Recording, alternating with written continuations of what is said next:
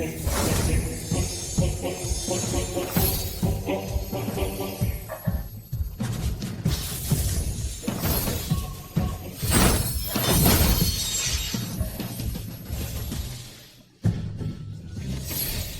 是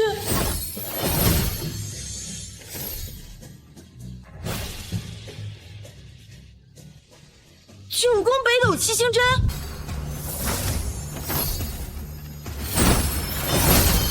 身落，并图接。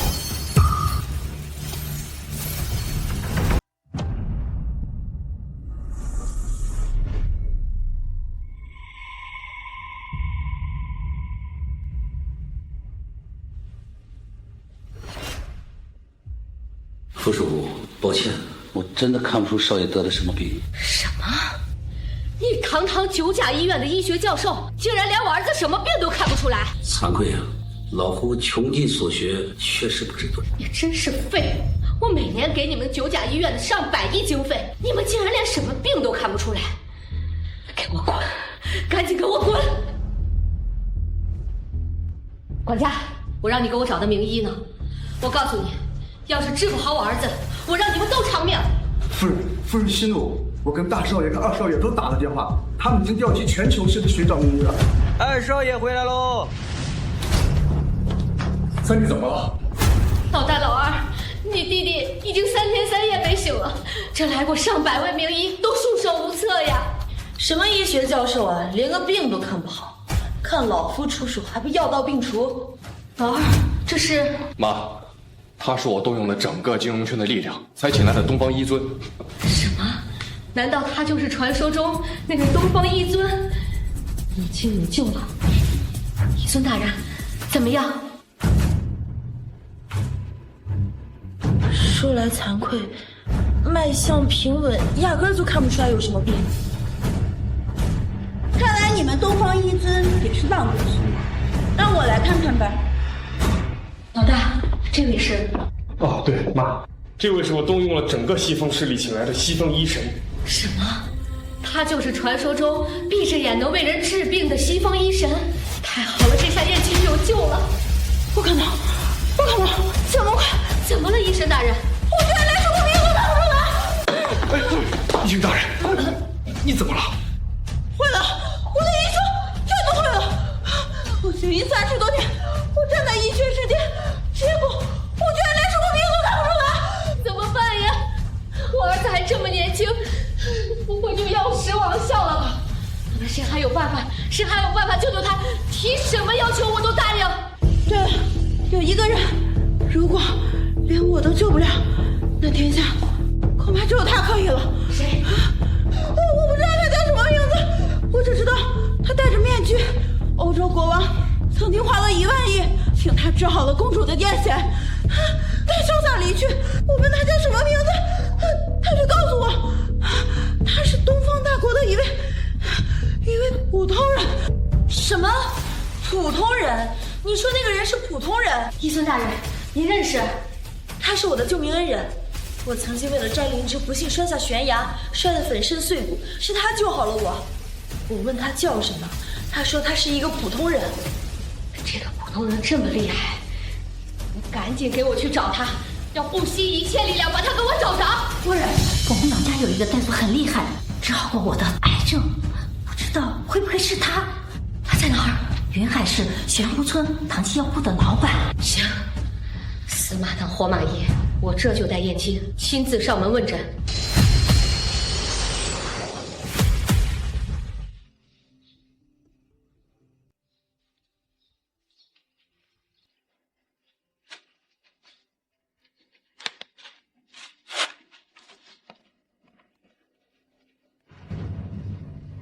什么？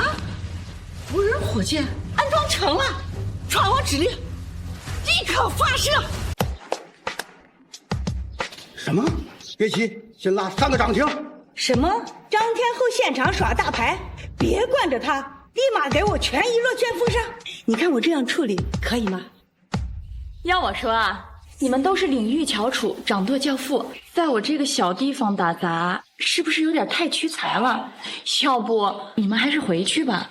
哎呀，唐小姐哪里的话，是你救了我们的命，对，我们能为你效犬马之劳，那是我们的荣孝，何谈屈才呀？就是唐小姐悬壶济世，高风亮节，创立了悬壶村，村中结系大佬。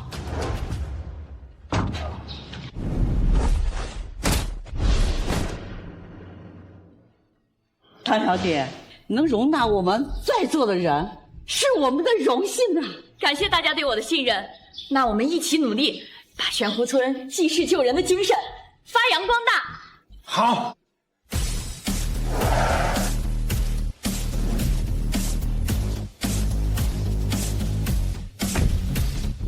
马少爷，抬下来。Tell me the truth, this is the end. I feel like lose myself. 请问，谁是唐大夫？我是唐大夫，听闻你医术无双，求您救救我儿子吧。燕青，我们什么时候商量一下婚事？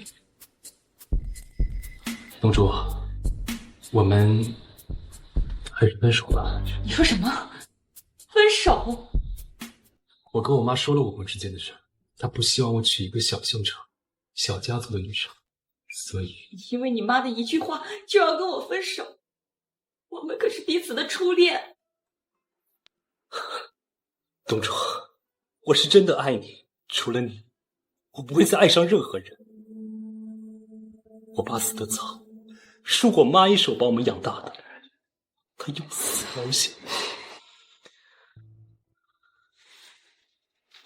是我对不起，也许他们说的也对，女朋友没了可以再找，可妈只有一个，妈没了就真的没了。燕青，你别再难过。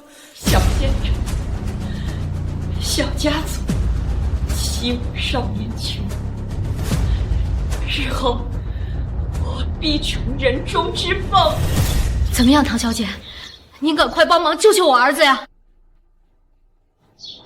我救什么？岂有此理！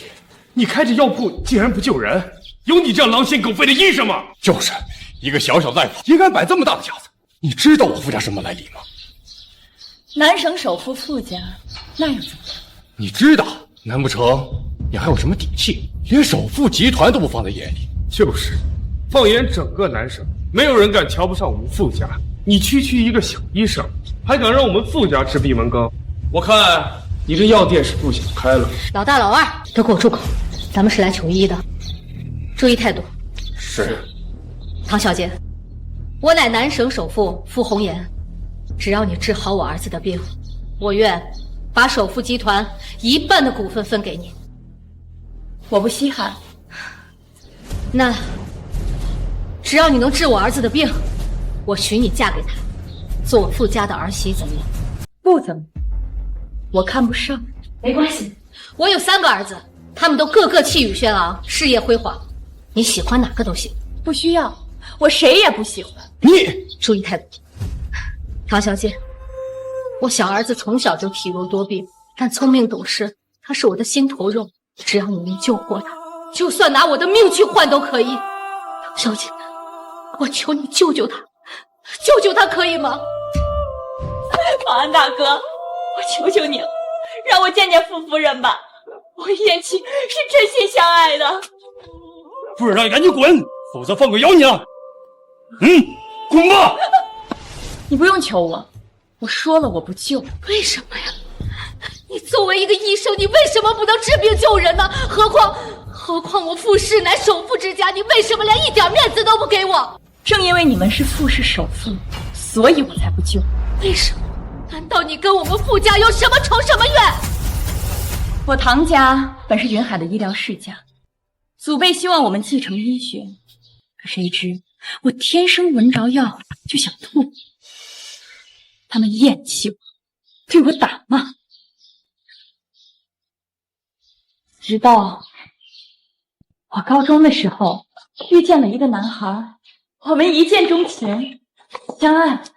他体弱多病，那个时候我看见他很难受的时候，我就会更加难受。于是我便克服所有难受，心钻研医学，希望自己能治愈他，能治愈世间疾苦。就在我即将攻克人类免疫医学疗法，跟他谈婚论嫁的时候，可他却突然对我说：“他说什么？他说什么？他说他妈嫌弃我只是一个小县城、小家族出身的女孩，他妈要他跟我分手，他不同意，便去求他妈。他说他喜欢我，想跟我在一起，他妈便以死相逼。后来他还是选择了他妈，那是我人生最黑暗的时刻。我用尽全力的去爱一个人，把他当成我的全世界，可他说走就走，我甚至没有了活下去的勇气。然后我就去求他妈，他妈不但不理我，还让保安放狗咬我。后来啊，我就在想，医生的职责是什么？是救人。如果我都不能自救，我还救什么人？于是我把自己关在黑暗的屋子里整整3年，我家族的人都骂我是废物，他们根本看不到我的心痛。在那黑暗自闭的3年里，我终于攻克了人类医疗免疫法，攻克了能治愈世间一切疾苦的方法。尊贵的傅夫人，你听懂我的故事了？你就是燕青以前谈过的女朋友？对，没错。你记起对我的不屑和伤害了吗？唐小姐，对不起，都是我的错，是我的错。我只是想把我捧在手心里的儿子，让他娶一个门当户对的人，所以门当户对。什么是门当户对？门当户对就这么重要吗？封建社会已经过去100年了，你们还是满脑子封建思想，野蛮和暴力的拆散每一个相爱的年轻人，你们根本不管他们的死活和痛苦。现在，你能感受到你的世界即将失去一个人的痛苦了吗？对不起，唐小姐，对不起，唐小姐，只要你能救活我儿子，我给你跪下了。妈，不要！我给你跪下了。妈，不要！妈，你这是干嘛？你赶紧起来！起来！你们别动我。以前是我伤害了唐小姐，拆散了她跟燕青，你该向她道歉。我不接受你的道歉。就是，当初是你自己有眼无珠，嫌弃唐小姐，现在她有用了，你又上门来求她，岂不知耻，恬不知耻！赶紧滚吧！唐小姐的医术可不是随便给你治啊，尤其不可能治病情不断的人。住嘴！你们2个再说，信不信我把你们的嘴给撕了？什么？你要撕烂我们的嘴？今天你先给我动手试试。好啊，既然你想死，我成全你。来人，把这2个倚老卖老的家伙绑着治。都给我住手！妈，你干嘛拦我？只能求医，你还想不想救你弟弟的命啊？可是没什么可是。王夫人，是我儿子不懂事，你可千万别怪罪。算你识趣，差一点面临副将。唐小姐，他们真不能救了。放心吧，我是不会救的。别呀，唐小姐，你怎么样怪罪我都行，但燕青对你的感情是真的，你可千万要救他呀！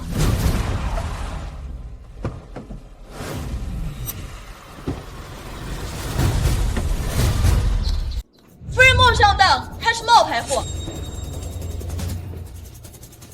医神、医孙2位大人，你们怎么来了？我刚得知，那位传说中医术超神的普通人正在罗马为大帝治病，可见夫人找过来的这个绝非传说中的那个人，而是个冒牌货。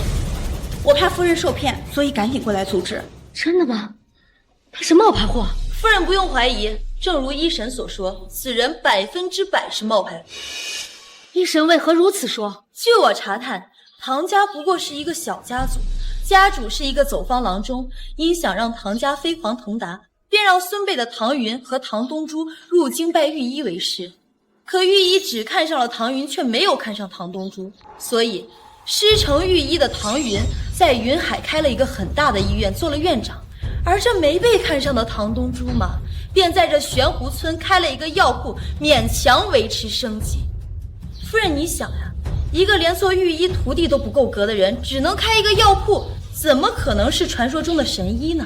我当初在西欧王室曾见过那位圣人替公主治病，那人虽然戴着面具，但却气宇非凡，绝非眼前之人不齐。是的，那位圣人也曾救过我的命。我虽然当时处于昏迷状态，但依旧可以感受到他的超凡脱俗，绝非此人的故作高深。好啊，怪不得你见死不救没有医德，原来是个骗子。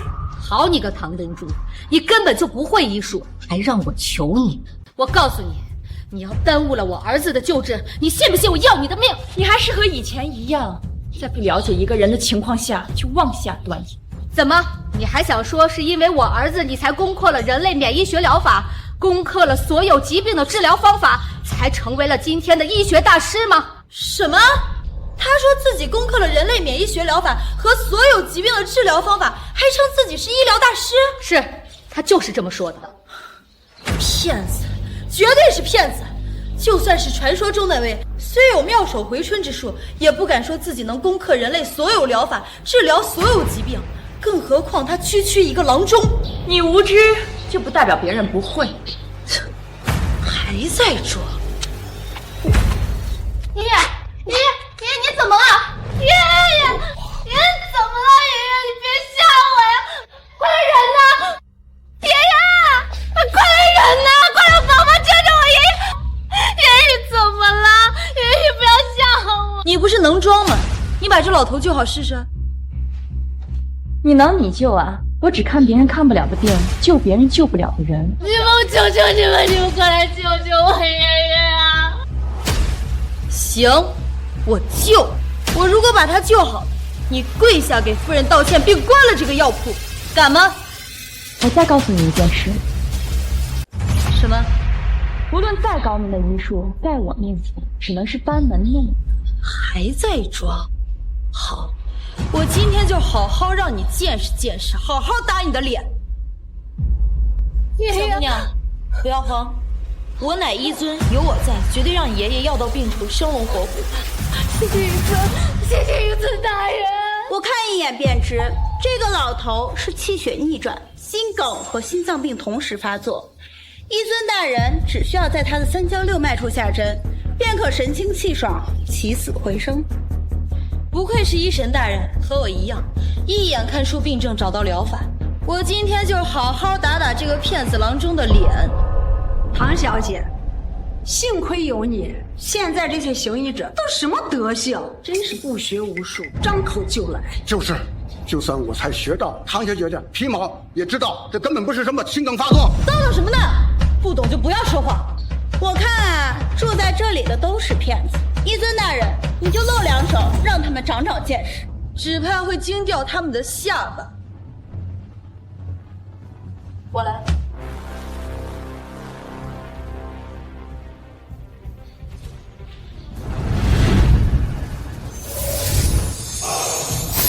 医学骗子看好了，医尊大人好一手玉龙医术，行云流水，不愧是医尊大人。九针下，数道并除，打他的脸；人针下，人苏醒。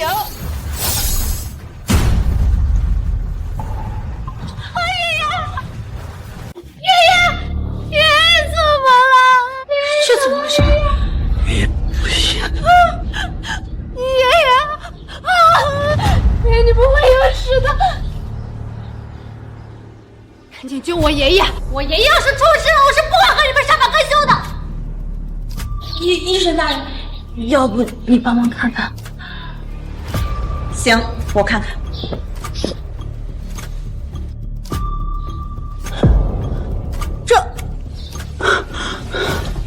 医生大人，怎么了？脉象已断，气息将灭，已无生命力。啊，这怎么可能？我就是正常时针，我就是正常时针。你这个庸医，改天我也要跟你比拼，我打死你！我打死你！你不要急，我打死你！想办法，我们想办法。我爷要是出事了，我一定跟你没完。医生，还有别的办法吗？乙线回光返照之象，神仙难入。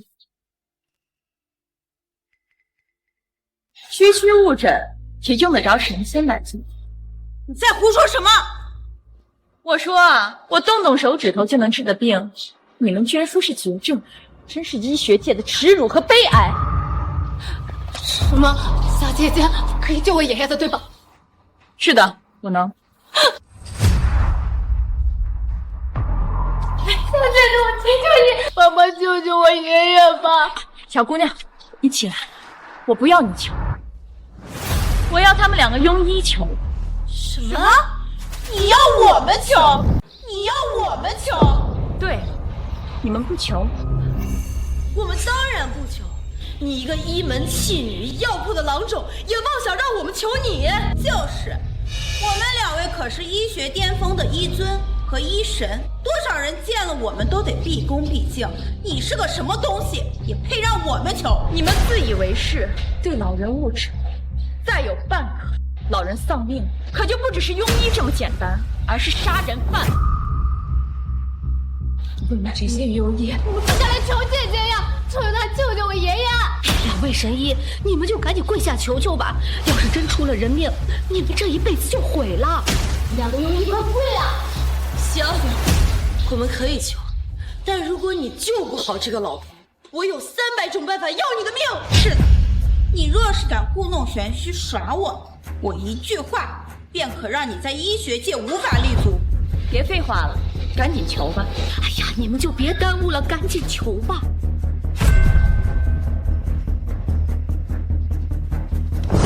求唐小姐救救老大爷！记住，医生的准则是救人为先，以后不要再狗眼看人低。让！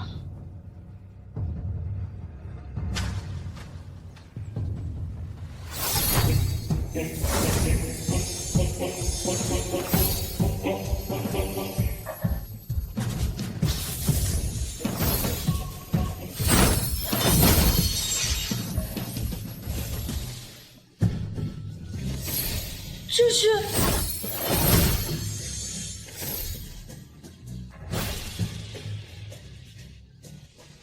9宫北斗七星针。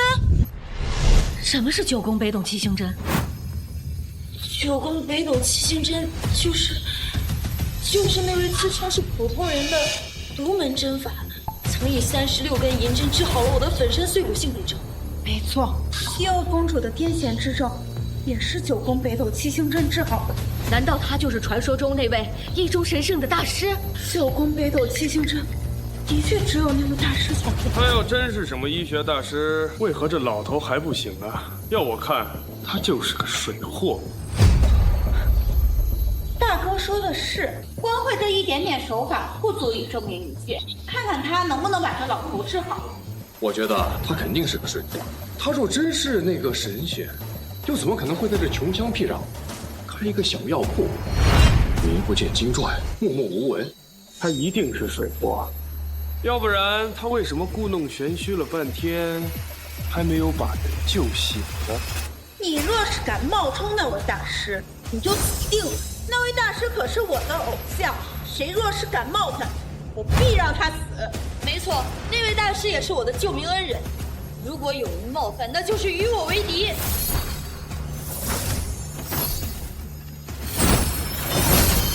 生落，病除，切！你醒了，爷爷。醒了，醒了。爷爷突然晕倒，是这位神仙姐姐救的你啊！哎呀，神医啊！哎呀，谢谢。老爷爷，您不用谢我，我是医生，救死扶伤是我的责任。您快起来。大夫，你是活菩萨，爷爷，谢谢。老头子没钱，我给你多磕2个。老爷爷，您快起来，回去休息吧。小姑娘，你快带着你爷爷回去休息吧。呀，谢谢医生，谢神医啊，谢谢神医啊。慢点。难道你真的是那位自称普通人的医学传奇？这样，无论是身高还是体型，都巨强。怎么，不觉得我是庸医，我没用？您真是那位神医？当初小姐您救我于粉身碎骨，那简直就是我的再生父母，请受我一拜。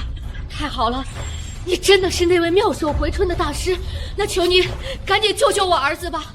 尊贵的傅夫人，您真的觉得我有那么大的心胸，会救一个背叛抛弃我的？唐小姐，您别生气了，千错万错都是我的错，求您赶紧救救我儿子吧，别徒劳。我的医术不问全部，只救好。带着你的儿子给我滚！岂有此理！你真以为自己会点医术就可以为所欲为了吗？就是，你学医是为了救人，如今有人你不救，你还算什么医？你们不要道德绑架我，我唐东珠做事向来不需要向您解释。世间命运自有因果，当初我为了傅燕青苦修医学，整日泡在那难闻的药物当中，换来的却是你们傅家的一句我不配，毁我半生。那日黑夜大雨，我站在大桥上看滔滔江水，差一点就跳下去了。从那天起，我就告诉我自己，再也不要圣母心泛滥，我再也不要是非不分。从那日起，我只走我的道。傅夫人，你请回吧。曾经你为我关上你的门，今日我也不会为你开我的窗。你不救，那你可知燕青为何会患不治之症？为什么？和我有什么关系？怎么可能跟你没关系？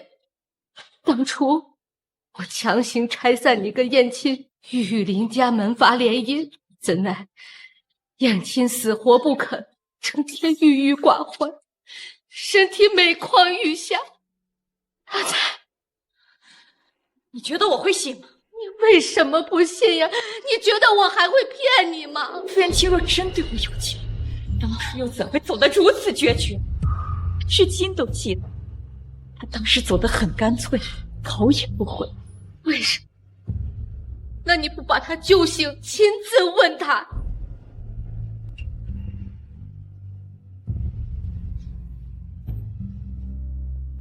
好，我可以救你。叛逆，不替恶人之辩，请拿行善救人，这是我的救人准则。倘若你们傅家做过一件好人好事，哪怕就一件，我都可以救你。这好办，我们傅家每年都给敬老院还有乡村小学捐款上千万，这算不算好人好事？拿证据出来。有，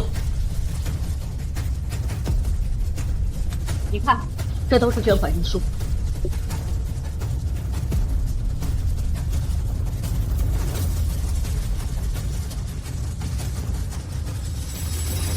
好，那我就再救你。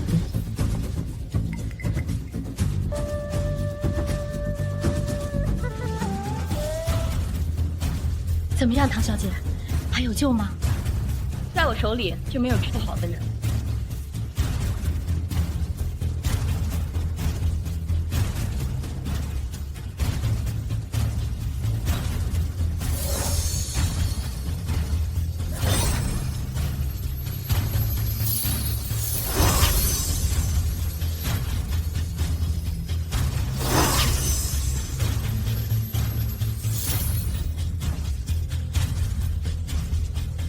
唐小姐，你这是？唐小姐治病自有章法，不要多言。是。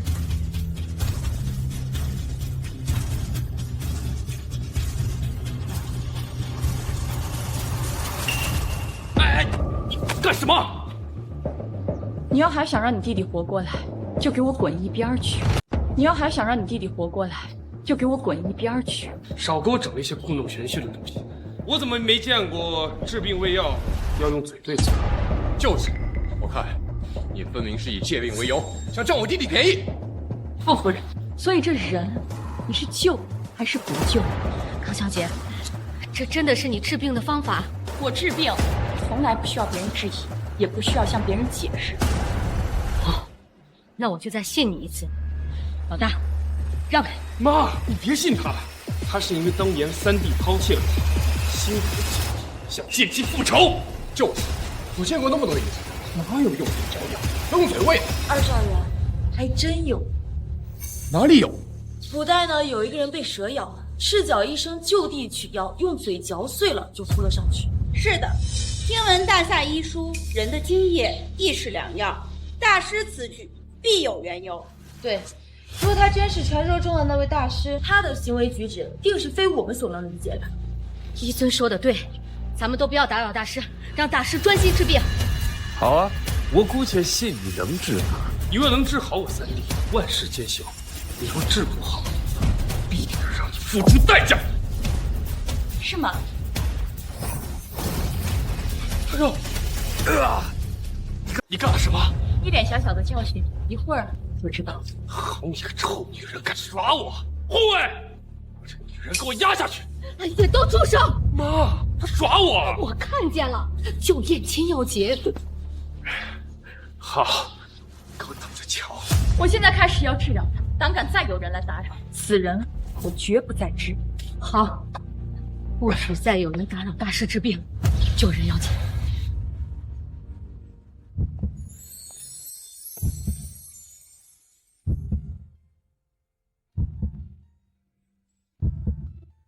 个臭女人！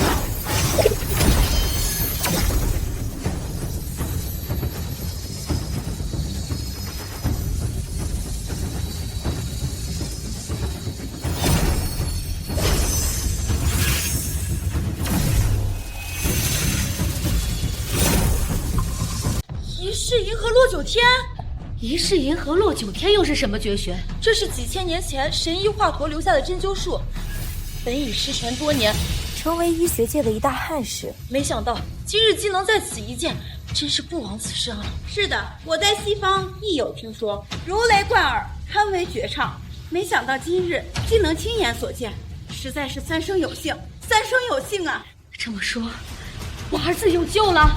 此针名为长生针，可治病可养生。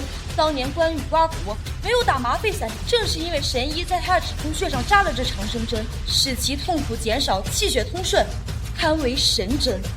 此针极限，少爷的病必将痊愈。太好了，真是太好了！好了，醒吧。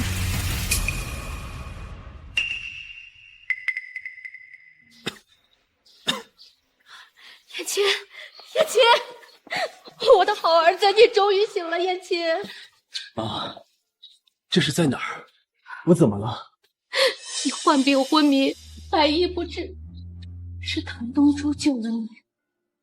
东珠，他在哪儿？他在这儿。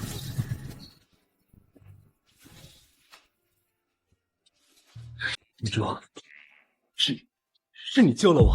以你当初离开的决绝程度，对我来说是不该救你。当初我确实不应该那样，但离开你之后，马上就后悔了。后悔？那你怎么没来找我？我想找，可我妈……你还在顾及你妈？我为了你苦修医学，忍受着药的痛苦，把你当成我的全世界，就因为你妈的一句话，就离开我。东珠，对不起，这么久了，我还是没能忘记你。既然你给了我第二次生命，这一次无论生死，我都要跟你在一起，谁都无法阻挡。这一次，不用，我选择拒绝。为什么？因为我有爱人，有婚约。如果我记得没错的话，婚礼就定在明天，云海大酒店举行。哦，你要是没事啊，可以过来吃席，顺便看看他不知道比你好了多少。什么？你要结婚了？不然，你以为我离开你以后就没有男人爱我，我就得单身一辈子？不是这样的。东周，我的心里至始至终只有你一个人，可怎么会这样？怎么会这样？因为当初因为你的怯懦而选择离开我的时候，你就已经成为一枚弃子。够了，唐东珠，我是不是给你脸了？你在装什么装？我装？难道不是吗？你是医术高超，但你终究是小家族背景，还开了一个小药铺。我们傅家好歹是首富家庭，我三弟也是人中龙凤，他愿意跟你是你祖上冒青烟的福气。你现在在这摆什么本？就是觉得自己要结婚了不起，就你这样能找到比我弟弟更好的男人？你们少给自己脸上贴金了！我唐东珠的身份和背景，不是你们这群井底之蛙能知道。还有，我的男人也不是别人能比。你们了不起，我也不差。东珠，对不起，我哥哥他们……够了，收起你的高，给我滚！我还有事要忙。三弟，我跟他说，我们走，别低声下气。行，明天云海大酒店办婚礼是吧？明天我来喝你的喜酒，明天见。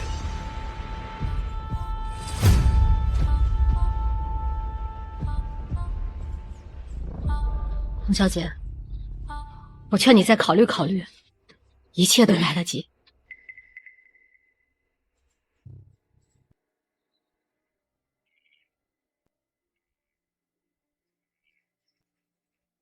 唐小姐，那个小伙子长得挺帅气，他是真喜欢你。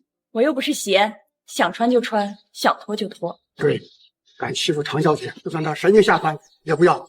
就是，咱们唐小姐如今已是人中龙凤，不少名门大少前来求嫁，她区区的一个傅少爷算什么？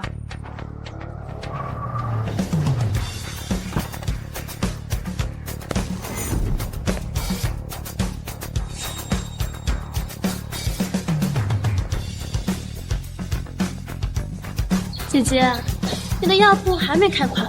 姐姐，你的药铺还没开垮。开没开垮关你什么事儿？你怎么能这么说呢？爷爷都说了，你爸和我爸都无为，振兴唐家的重任就靠咱们孙子辈了。你努力了这么久，还靠这个药铺过日子，简直就是有辱咱们唐门医学世家的脸面呢。我好歹比你大，你得喊我声姐姐。你有什么资格教我做事？我有什么资格？我可是云海第一疗养院的院长，而你只是个小郎中。你问我有什么资格教你做什么？我这小药铺不欢迎你，自己滚吧。姐姐，你别急嘛，我今天找你来是有正事要说的。这里有份合同，你把它签了吧。什么狗屁合同？这不是明天你和景浩婚礼吗？其实他喜欢的人是我，他希望我来当他明天的新娘，所以姐姐，你还是把这一份解约协议给签了吧。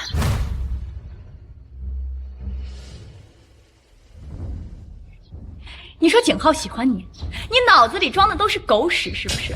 景浩怎么可能喜欢你？姐姐，你别恼羞成怒嘛。你觉得景浩他为什么不会喜欢我？我这么漂亮，事业有成，还拜了御医为师，医术精湛，还是一名院长，而你只是一个小郎中，平凡无奇。你随便找一个男人问问，看他们是娶你还是娶我。小影，如果是你，你是愿意娶他还是我？当然是想娶唐院长这样的人中龙凤。你算什么东西，想配得上我？听到了吗？连我的秘书都觉得你不配。所以姐姐，你还是乖乖签字吧。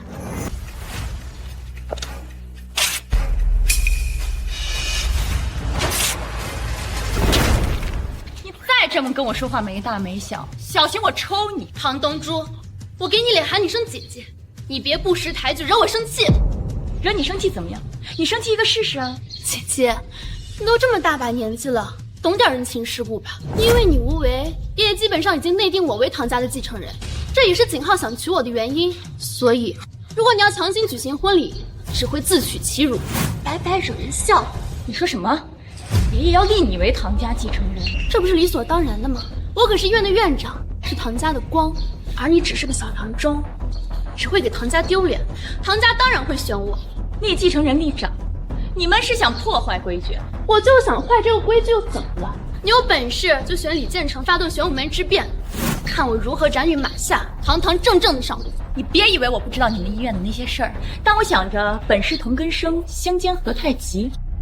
你要是非要这样啊，那我就好好陪你玩玩。好，那我就陪你玩。明天咱们在云海大酒店婚礼上见，我让你尝尝人世间最极致的失败和羞辱。我要让你跪着跟我说后悔。给我滚！你个唐家弃女，你敢打我！你给我听好了，我根本不在乎继承什么唐家继承人，但是我绝对不会让唐家落在你这种无德之人手里。你最好给我老实点，否则我会让你知道什么叫手段。好，你非要跟我斗是吧？那明日咱们在你的婚礼上见，我好好的跟你掰掰手。我们走。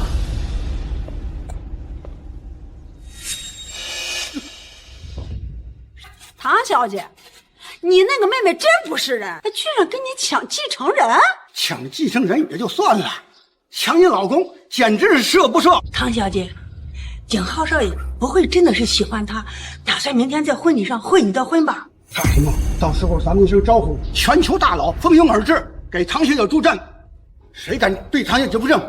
就是唐小姐，你一句话，你说怎么做，我们一定是赴汤蹈火。景浩不可能背叛我，况且啊，他唐云只是一个小小医院的院长，能奈我何？不需要大动干戈。但是你的婚礼，他总不会不让我们参加吧？就是唐小姐，你悬壶济世，高风亮节，救尔等性命，育国育民，都是不世之功。好不容易等到你大婚，人生大喜，你总不能让我们不去吧？不行，我们必须参加。那一众也是门法中心，早就想喝喜酒了。唐小姐，你可不能让大伙儿有遗憾呐！让你们参加也行，但你们得答应我一个条件。他不签合约，那我明日便执行闭嘴。让你们参加也行，但你们得答应我一个条件。什么条件？你说。传说啊，江湖上有一个戴面具的普通人，乃医中圣人。我不想让大家知道我的身份，所以我希望你们穿得像普通人一样来参加我的婚礼，以免场面失控。好。我们知道大小姐低调，我们绝不暴露身份。好，那就发布悬壶令，赶快通知大家吧。什么？玄壶主人大婚？好，我明日便到。什么？龙门之主终于要大婚了！好，马上备婚礼。太皇，你电话。什么？医中圣王大婚？立刻备专机，散会，我有要事。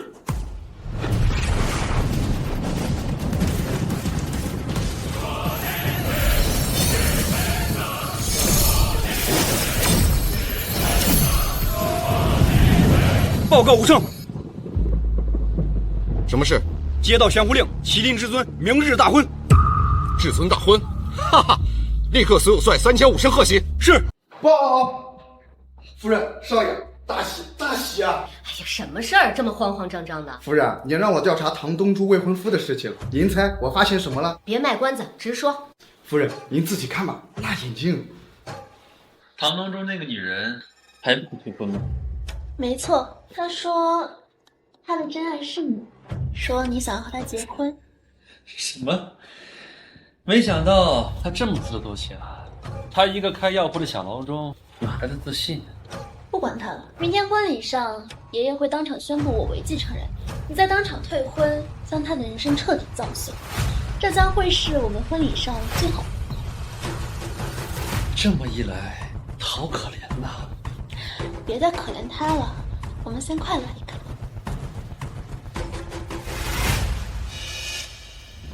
这个贱人，真是岂有此理！哎呀，你先别骂了，你的机会来了，儿子，赶紧准备聘礼，当场跟抢婚吧。什么？抢婚？以前妈妈强行拆散了你跟唐东珠，是妈妈不对，现在这两个贱人要害她。那我们就去当场把他的面子找回来，既促成了你们两个在一起，也弥补了之前妈妈对他的亏欠。也对，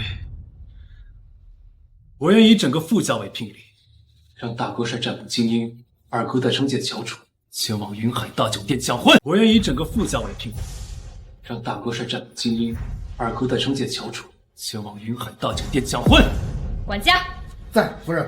立刻按少爷说的准备，出发云海大酒店抢婚。是。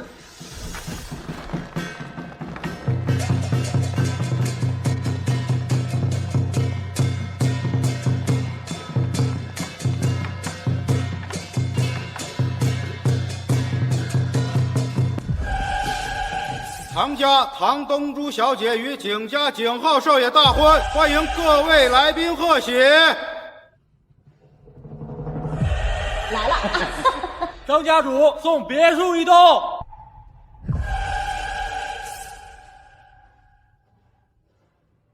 王董事长送豪车3辆。刘家主送礼金100万。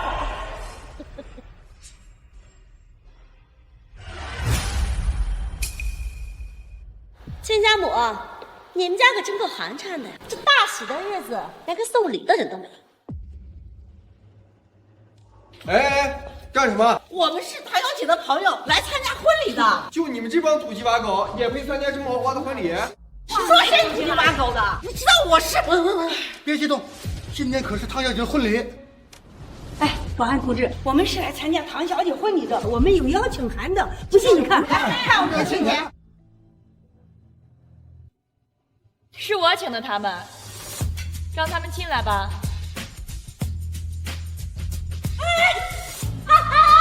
都是什么人？恭喜唐小姐，贺喜唐小姐，恭喜唐小姐，恭喜唐小姐，贺喜唐小姐。这都是什么人啊？这是。散。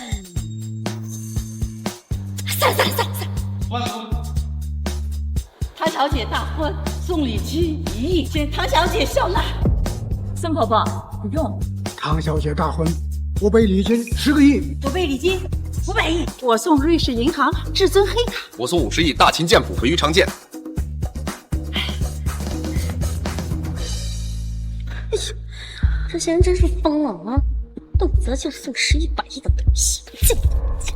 怎么可能见不得？你看他们穿这身衣服，最多也就值100块钱。真后悔当初答应好了让他娶了。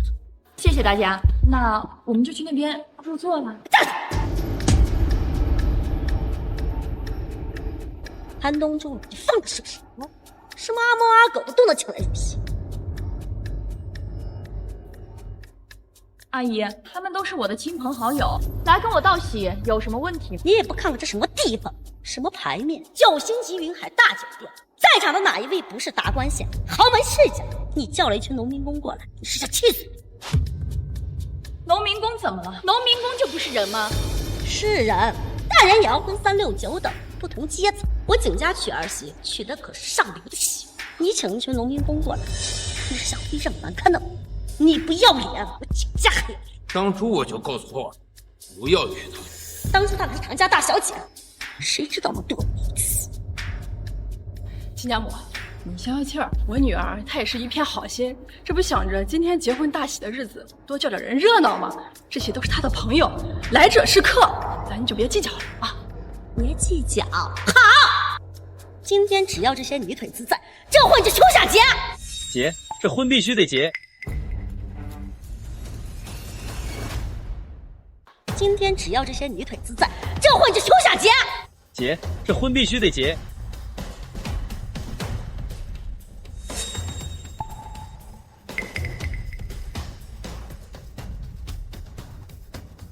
景浩，你来了。没事，今天我们大婚应该把亲朋好友都请来的。我们浩真懂事。浩，你还没和他结婚呢，你竟然帮着他说话。今天可是你大喜的日子，在场来了多少位有头有脸的叔叔伯伯，他请那些土包子来，这不存心想让咱们景家难堪吗？妈，你放心吧，这脸我丢不了。今天除了我跟唐东珠的婚礼外，还有一件更大的喜事。啊？什么喜事？婚礼之前，唐家要定唐门继承人。是吗？这唐东珠要继承唐家？今天可真是双喜临门呀！算了，唐东珠，今天我就不跟你计较了。带着你这些亲朋好友去入座。谢谢阿姨，各位姐，我们去说算了，走吧。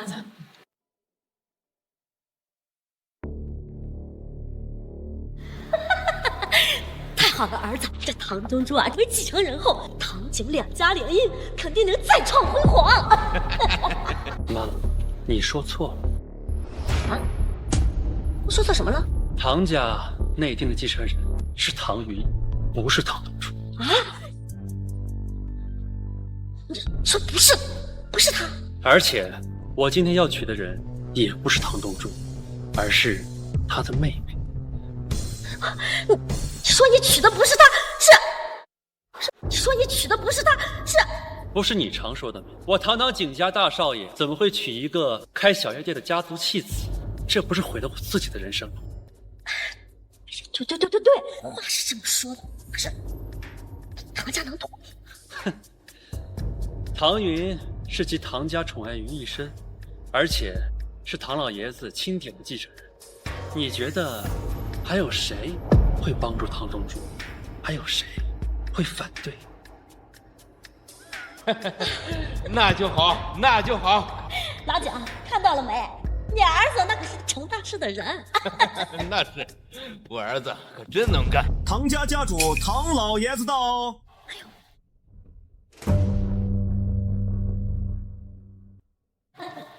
唐老爷子，您来了。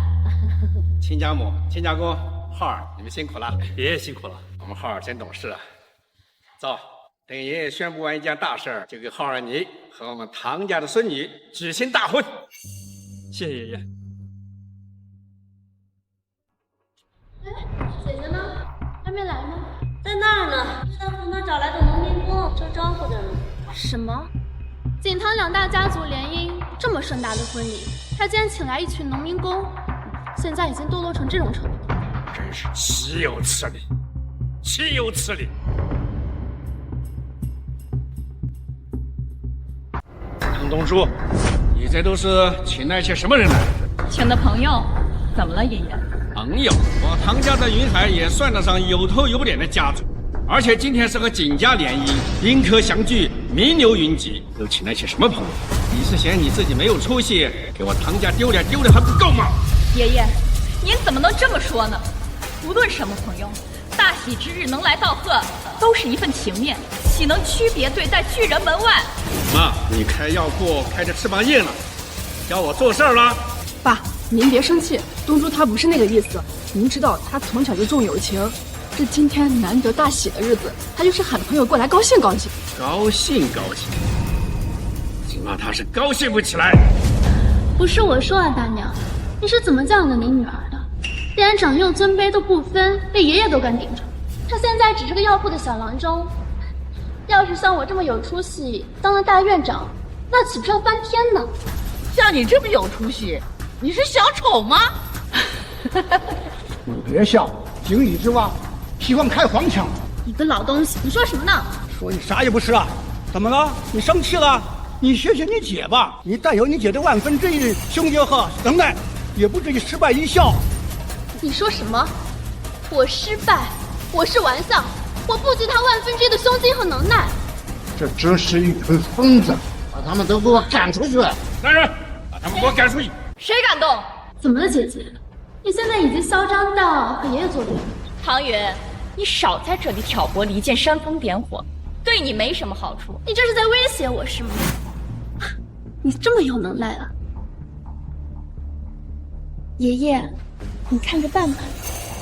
唐东珠，你现在是连爷爷我的话都不听了吗？我只听对的。难道你把这些农民工叫来，丢我们唐家和景家的脸，你认为是对的吗？朋友不分尊卑贵贱，更何况他们来给我祝福，我就有责任保护他们，这是做人的基本原则。而且你们又不知道他们的来历，凭什么贬低他们？你说这些农民工有身份，从土里边钻出来的，那也算是有身份了啊！气死我了！我唐家怎么出了这么个不孝子孙？爸，您别气，今天是大喜之日，和气生财。要不咱先举行婚礼？是啊，爸，你看这么多宾客都在看着呢，咱们就别为了小事计较了，还是先举行婚礼吧。婚礼还举行不了，让我们先办完唐家的另外一件大事儿。唐东珠、唐云儿，跟你们的父母，所有的唐家子弟，都给我先上船来。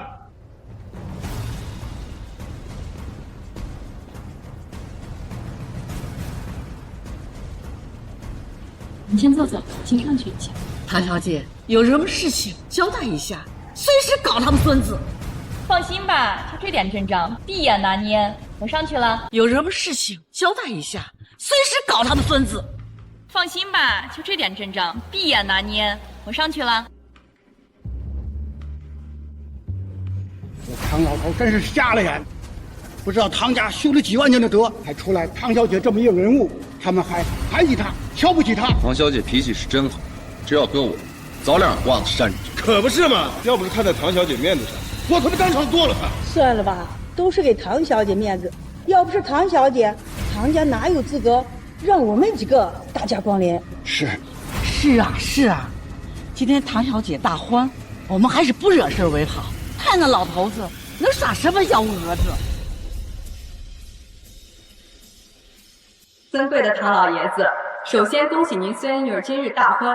听说您在大婚之前还有件大喜事要宣布，请问是什么事情呢？今天在我唐家子弟大喜之日，我要宣布唐家继承人喜上加喜啊！哇，原来是要立唐门继承人啊，那可真是一件大喜事啊！这些年来，我唐家从微末逐步崛起，跻身于云海顶流，而我也逐渐年迈，所以唐家的接力棒得传给靠谱的后辈人手中。唐老爷子，你真是用心良苦了。借唐东珠小姐大婚，你又立她为继承人，真是双喜临门。不，我宣布的继承人不是她。我宣布的继承人不是她。不是唐东珠小姐，那是谁啊？今天我要宣布，唐门继承人是我老二侄女云海第一医院院长唐云。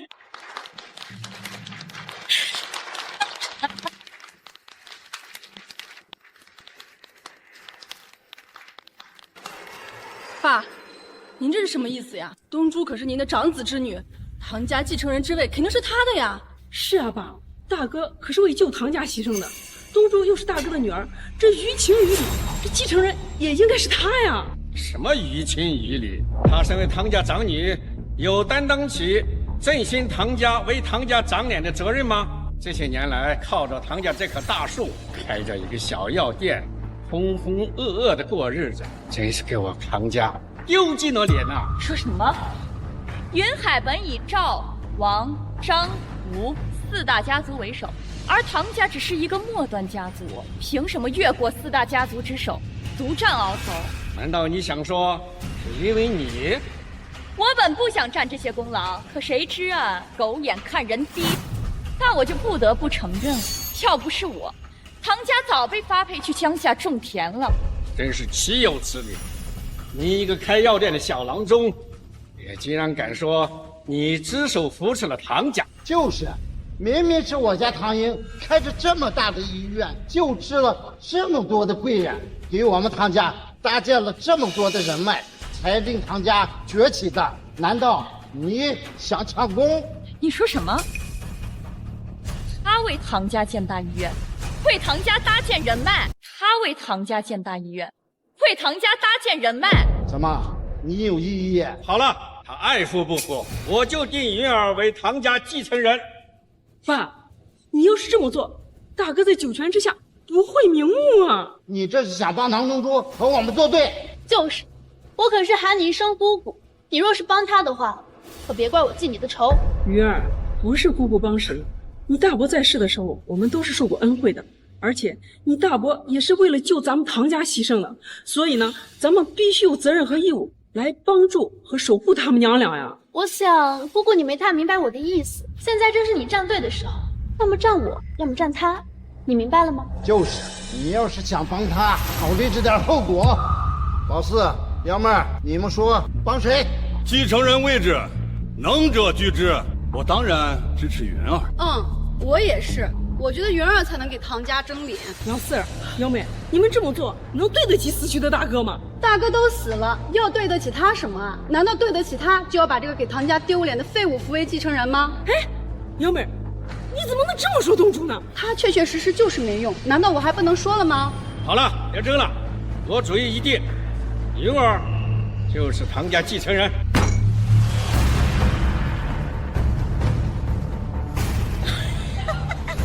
不行，我申请抗命裁决！我申请抗命裁决！大嫂，你说什么呢？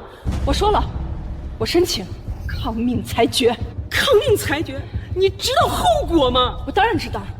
我申请抗命裁决之后，我的女儿就可以公平竞争唐家继承人之位。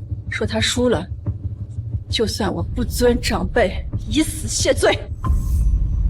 你也知道咱们东珠弱点，为何还不？我相信我的女儿，有她的医学造诣，纵使以死相争，这也是我作为母亲可以为她做的。说家族护不了她，就让我这个当妈的来。妈，东珠，不要气馁。你还记得你爸教你的吗？虽为女儿身，可以被万千人瞧不起，也绝不能自暴自弃。就算四面楚歌，众叛亲离，妈也会跟你一起。放心吧，妈，我一定不会让你们失望。今日在场，我会让所有看不起我们的人亲手打肿自己的脸，跪下的向我求饶。我的好姐姐，你在说什么呢？你真是长胆了，敢和我扳手腕！今天，我就让你见识一下，什么是神一样的医术。好，我欣赏你这种盲目的自信。爷爷，那就准了他的抗命裁决申请，让我和他比试比试医术，以决继承人的位置。好，我就同意他们的抗命裁决申请，你们两个就以各自的医术公平竞争继承人的位置。好，我就同意他们的抗命裁决申请，你们两个就以各自的医术公平竞争继承人的位置。大嫂，东珠，你们要不要再考虑考虑？姑姑，你放心吧，我一定不会让你和我妈妈失望的。从今天起，一定会让你们成为这个世界上最幸福的女人，众生仰望。你别吹牛了，赶紧成为我的手下败将，滚蛋吧！现在我宣布，唐家子弟医术大赛现在开始，各位亲朋，欢迎围观见证。比赛不分3项，第1项变药，第2项看病，第3项重症治疗。现在开始第1项比赛，来，拿药来。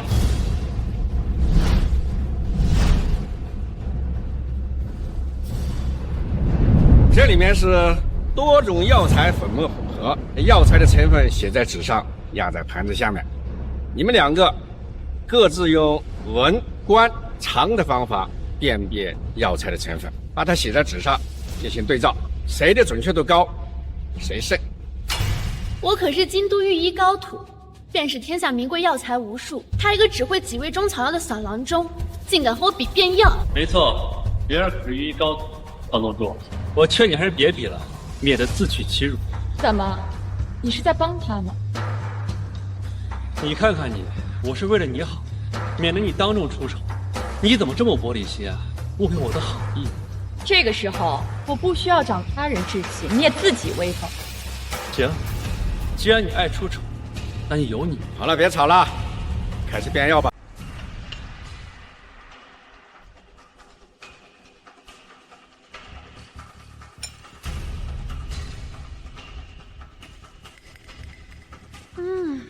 我知道了，拿支笔来。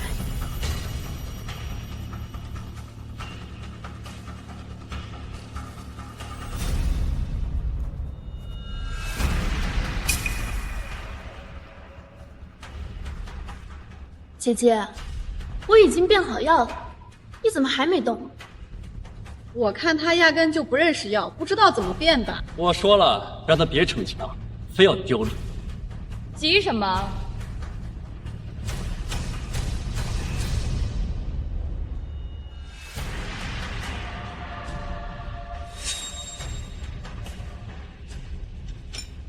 拿纸笔来。不会吧？被你们嗅了一下，就知道是什么药了？你可仔细点，千万不敢弄错。你妈可是拿性命在做担保。放心吧，姑姑，我心里有数。他就闻了一下就行了。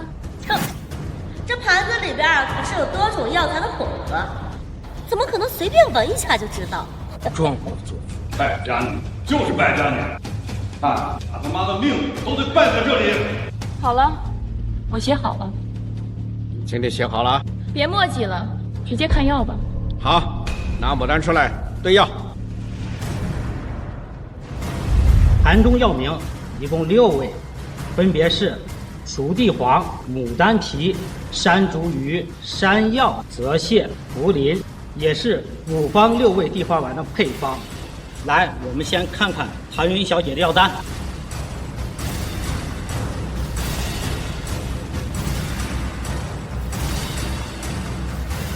来，我们先看看唐云小姐的药单。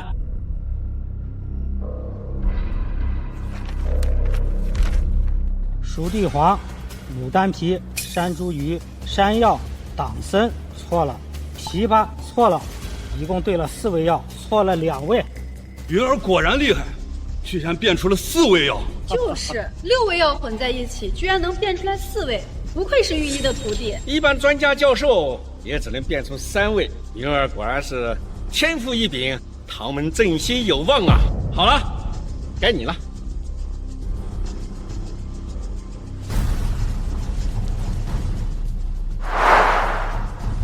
看他那样子，怕是连1味药都变不出来。他怎么丢人？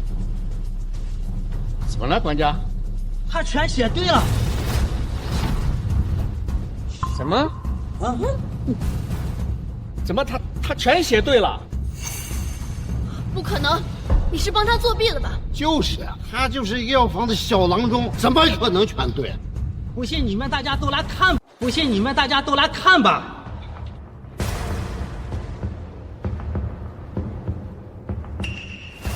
熟地黄、牡丹皮、山茱萸、山药、茯苓、泽泻，6味全对。真的全对了？太不可思议了吧！真的全对。什么？6药成粉混在一起，其辨识难度可谓是院士级别。我乃京都御医高徒，尚且只能辨出4味，他区区一个小郎中，怎么可能全部辨出？就是，这不符合常理呀、肯定是蒙的。蒙的？你蒙一个试试呢？那就是你作弊，肯定是有人给你透气了。没有证据的事儿，可不要信口乱说。就是他二叔，大伙儿都盯着呢。我们家东珠原地都没动，怎么作弊呀？他不是从小就体弱多病吧？有可能是他自己药吃多了，所以对药熟悉吧。就是这样的。论医术，我是绝对不可能输他，也绝对不可能服他的。我们开始第2关吧，看病。好，现在进行第2关看病。带病人。这位是从3甲医院带来的一位病人，他身上带有医生给他治疗诊断和仪器检查的结果。你们2位谁要是能看出他有什么病，那谁就算赢。我先来。带病人。我先来。手拨号脉。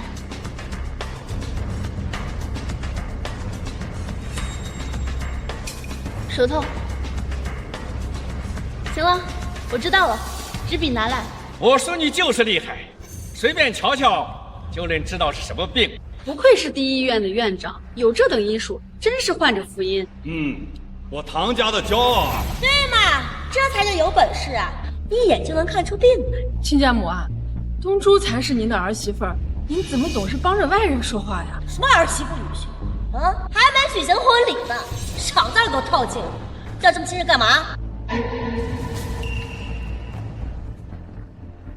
行了，姐姐，该你了。我今天倒要看看你这个草药医生走方郎中到底会不会看病。那恐怕会让你失望了。来，抱紧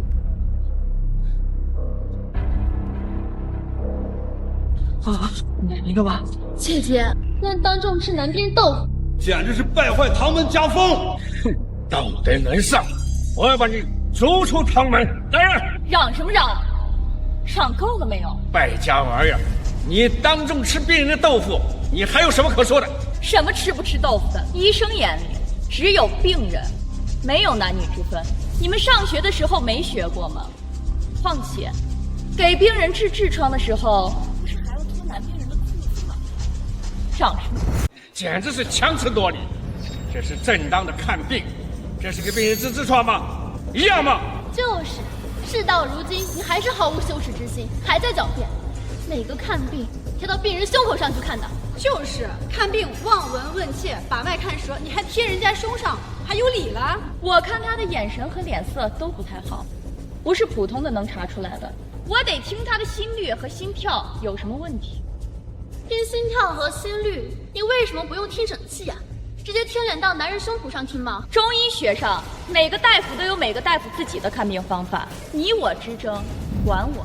说我确实看不出来，你说我吃豆腐，我也认了。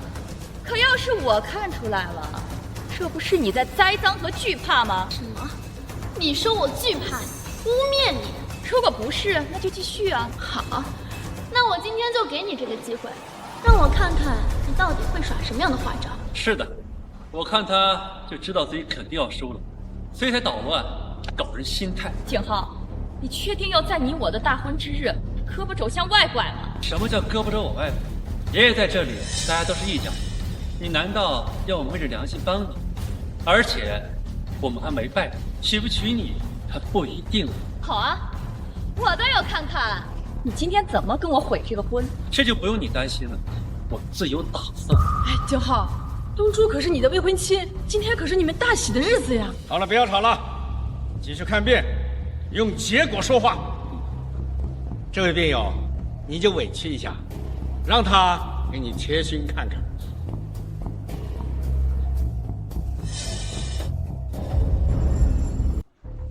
装腔作势，不怕，丑媳妇儿终归是要见公婆的，看他怎么自圆其说。可以了，拿纸笔。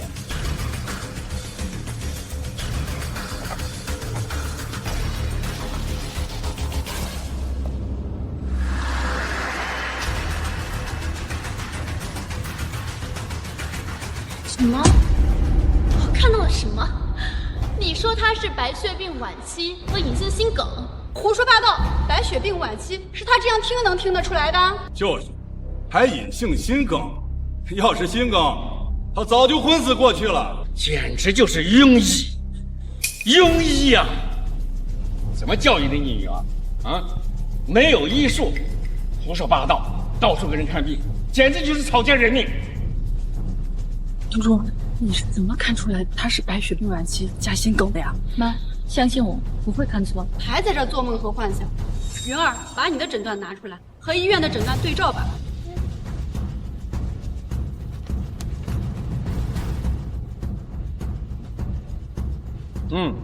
我也觉得是肝肾衰竭症。云儿的医术真是高明啊100%准确，绝对不会错的，爷爷。现在你该公布医院的诊断结果了吧？亮结果。肝肾衰竭症。我的对了，真是肝肾衰竭症。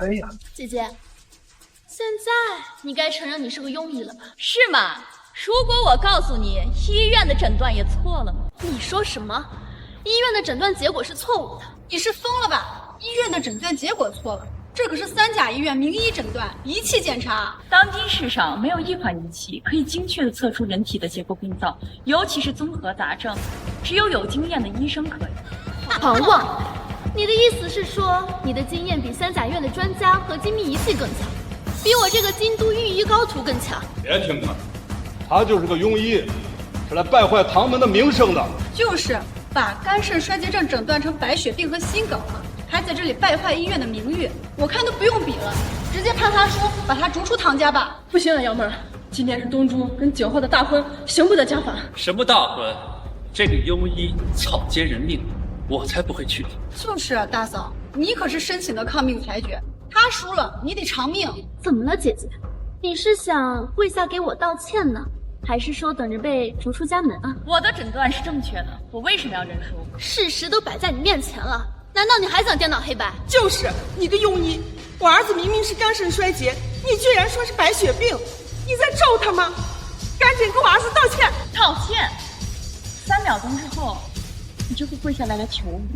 你个庸医，你还在咒他！我数3声，你要不给我儿子道歉，我跟你拼命！1、2、3。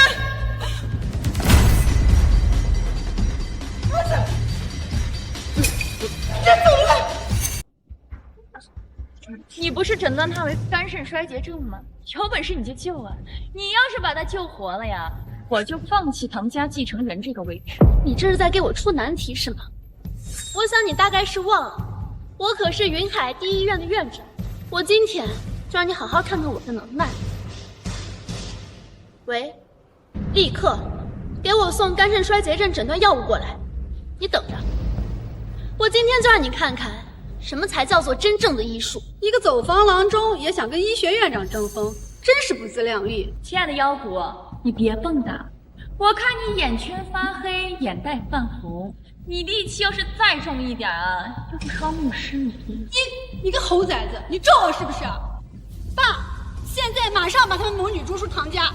别急呀，现在正是抗命裁决定输赢呢，一旦他们输，自然会对他们进行严厉的裁决。好，我等着看他们母女俩死。幺妹儿，2个都是你侄女，为什么你总是帮唐云，就觉得我们不对呢？就凭你们没出息，赖在唐家养老就是罪恶。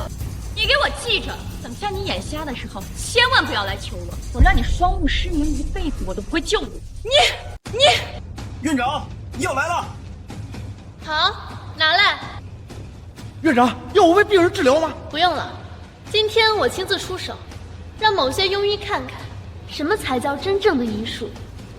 药盒一蒸。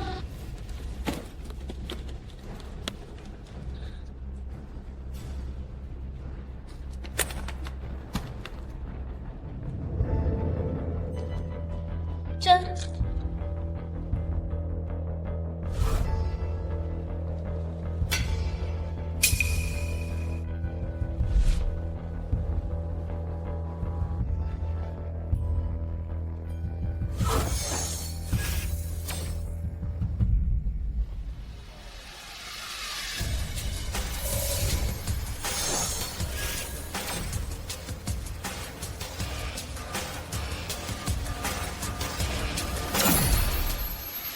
哇，这是寓意真真吧？我侄女真厉害。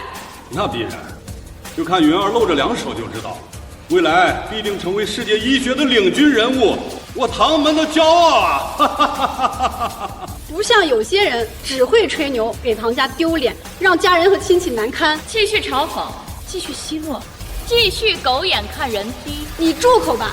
一个把肝肾衰竭症看成白血病的庸医，简直就是我们唐门的耻辱，医学界的悲哀。你别管了，等云儿把病人救醒了，我要当场宣布，我唐顶天唯一的孙女，老2的孩子唐云。对，我也会当场宣布废除与这个庸医的婚约。那真是太好了，那我就可以一巴掌打你们2个人的脸。就凭你打我的脸，就你这种连病都看不明白的庸医，我当初真是瞎了眼，怎么会想不上你？等了你这么多年，你还是跟以前一样，一点出息都没有。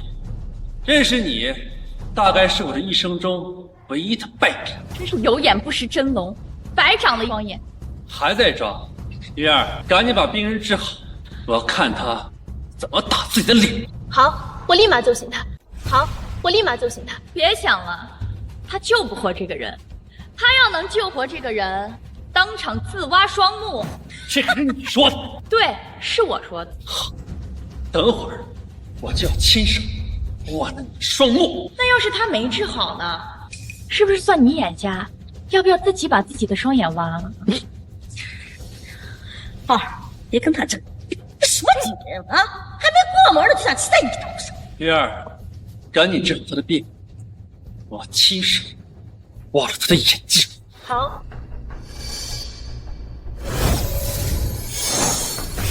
1、3针，行。怎么了？儿子你怎么了？这怎么回事？儿子怎么会这样？云儿，发生什么事？不应该呀！他已经吃了治疗肾衰的药了，他给他用了针，怎么他还没有醒过来？我说了，他根本没得肝肾衰竭症，你连病都诊错了，你还想救人？你怎么不上天呢？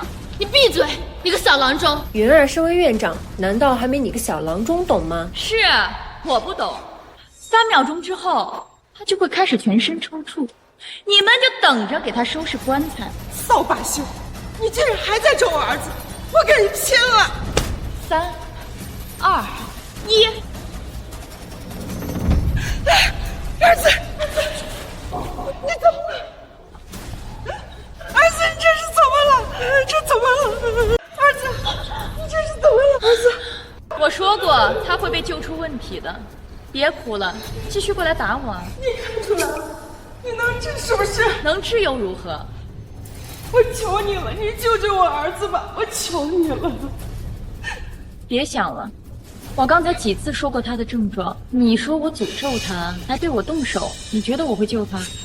对不起，大夫，都是我的错，是我不好，求求你救救我儿子，我给你跪下了，求求你了，求求你了！万事皆有因果，这就是他的因果，好好准备一下后事吧。够了，唐东珠，你是想让我把你逐出医学界吧？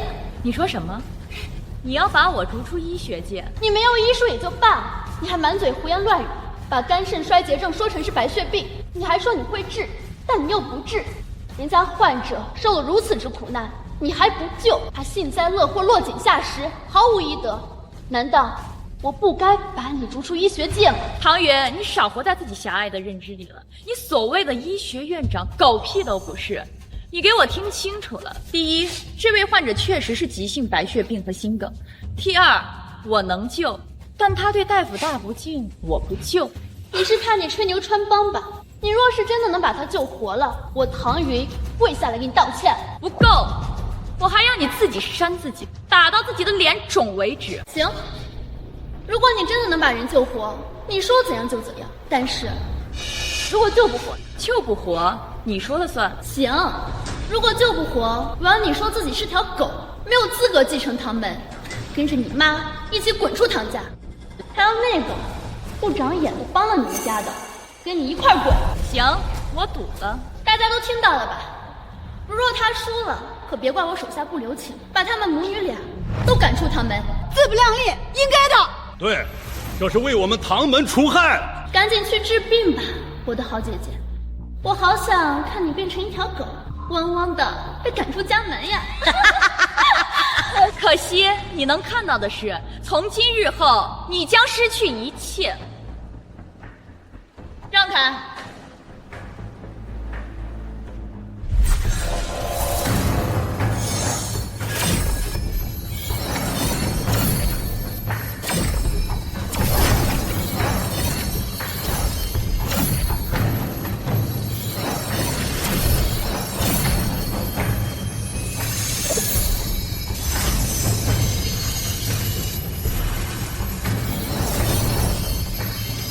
！3里在膝下，3寸2斤间，能除心腹胀，善治胃中寒，肠鸣病积聚，充满吸尽酸，劳伤形受损，气骨病诸斑。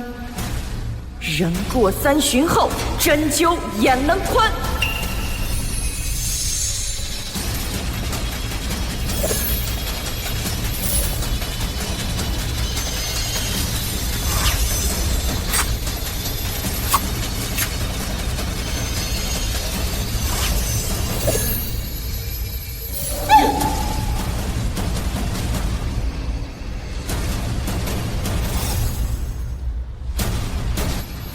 可以了。你说什么？这就可以了？没错。哼，你还真是自欺欺人啊！大家伙都睁眼看着他躺在地上都没动，你居然说他醒了？就是你刚才所念的，不过是最简单的针灸口诀，就连刚学医的黄毛小儿都会，你也好拿出来班门弄斧治绝症。大道至简，最玄奥的医术就建立在最扎实的入门医学之上。你们这些虚妄之辈，又岂会懂？岂有此理！你个小郎中，还是晚辈，也配对我指手画脚？这就是你救的人啊！啊，半天都没有一点动静。要治不了的话，刚才的赌约你可得履行。就是，救人失败，唐东珠，从今日起你就不再拥有继承人的身份。你和你妈滚出唐家，赶紧滚！滚吧！你们这些瞎眼之辈，睁大你们的狗眼，好好看看。拿水来。怎么了？你这是在苟延残喘，故弄玄虚吧？闭上你的臭嘴！等水来，我会让你知道什么叫做医学，什么叫奇迹。好，我今天就要看看你这个丑处子能有多大，人丢的能有多狠。水来了。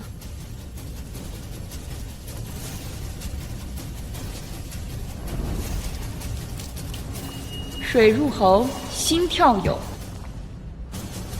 行。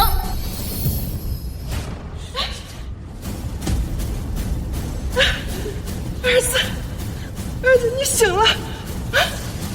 这怎么回事？儿子，你醒了！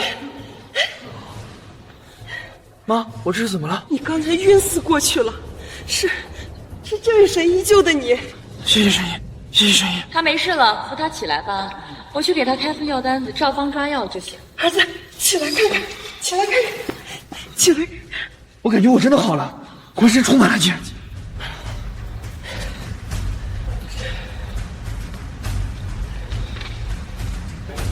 照着药方抓药就行。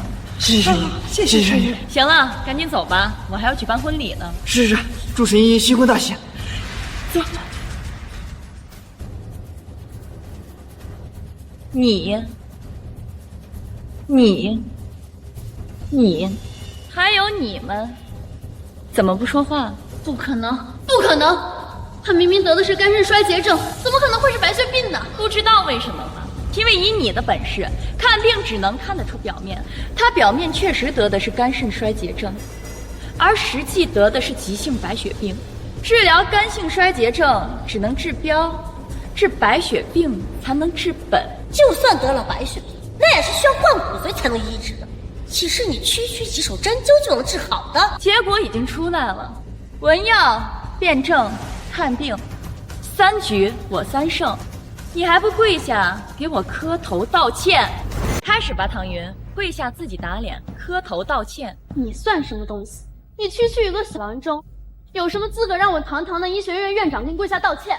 怎么，你耍赖？什么叫我想耍赖？我可是爷爷钦定的唐家继承人，未来的唐家家主，你有什么资格让我跪下道歉？你想犯上吗？唐云，你说什么？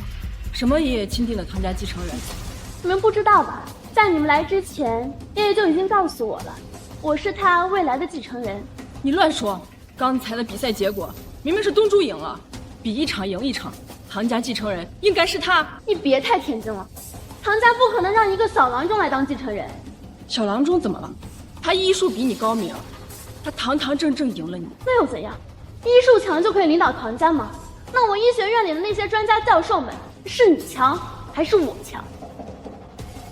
爸，您这是什么意思啊？莹儿说的没错，要想成为唐家继承人，并不是医术强就行了。莹儿是医学院院长，他有身份、有地位，人也体面，他才是唐家继承人的最佳人选。可是刚才我申请了抗命裁决，您也同意了，以比赛决定。现在是东珠比赛赢了，赢了又怎样？我说的还不够明白吗？从一开始，大家想的就是云儿做继承人，是你们母女俩痴心妄想，非要比赛，我给你们下台阶而已。你还真以为我会把唐家交到一个都几年了，都只靠一个小药铺维持生计的小郎中手中？你真觉得给我们唐家丢的人还不够吗？你说什么？我丢人？难道不是吗？是什么？你可知道我的身份？我是谁？哎呦，您还有来历呢。行，那您说出来，我倒想看一看你一个小小的郎中到底是什么来历。我不知道我有什么来历，我只知道天下医者看岐黄，岐黄一出定生死，而我被称为天下岐黄之王。有人称我为教母，有人叫我龙门之主，有人叫我悬壶高人，有人封我为医者之王，有人称我为神，有人叫我麒麟至尊。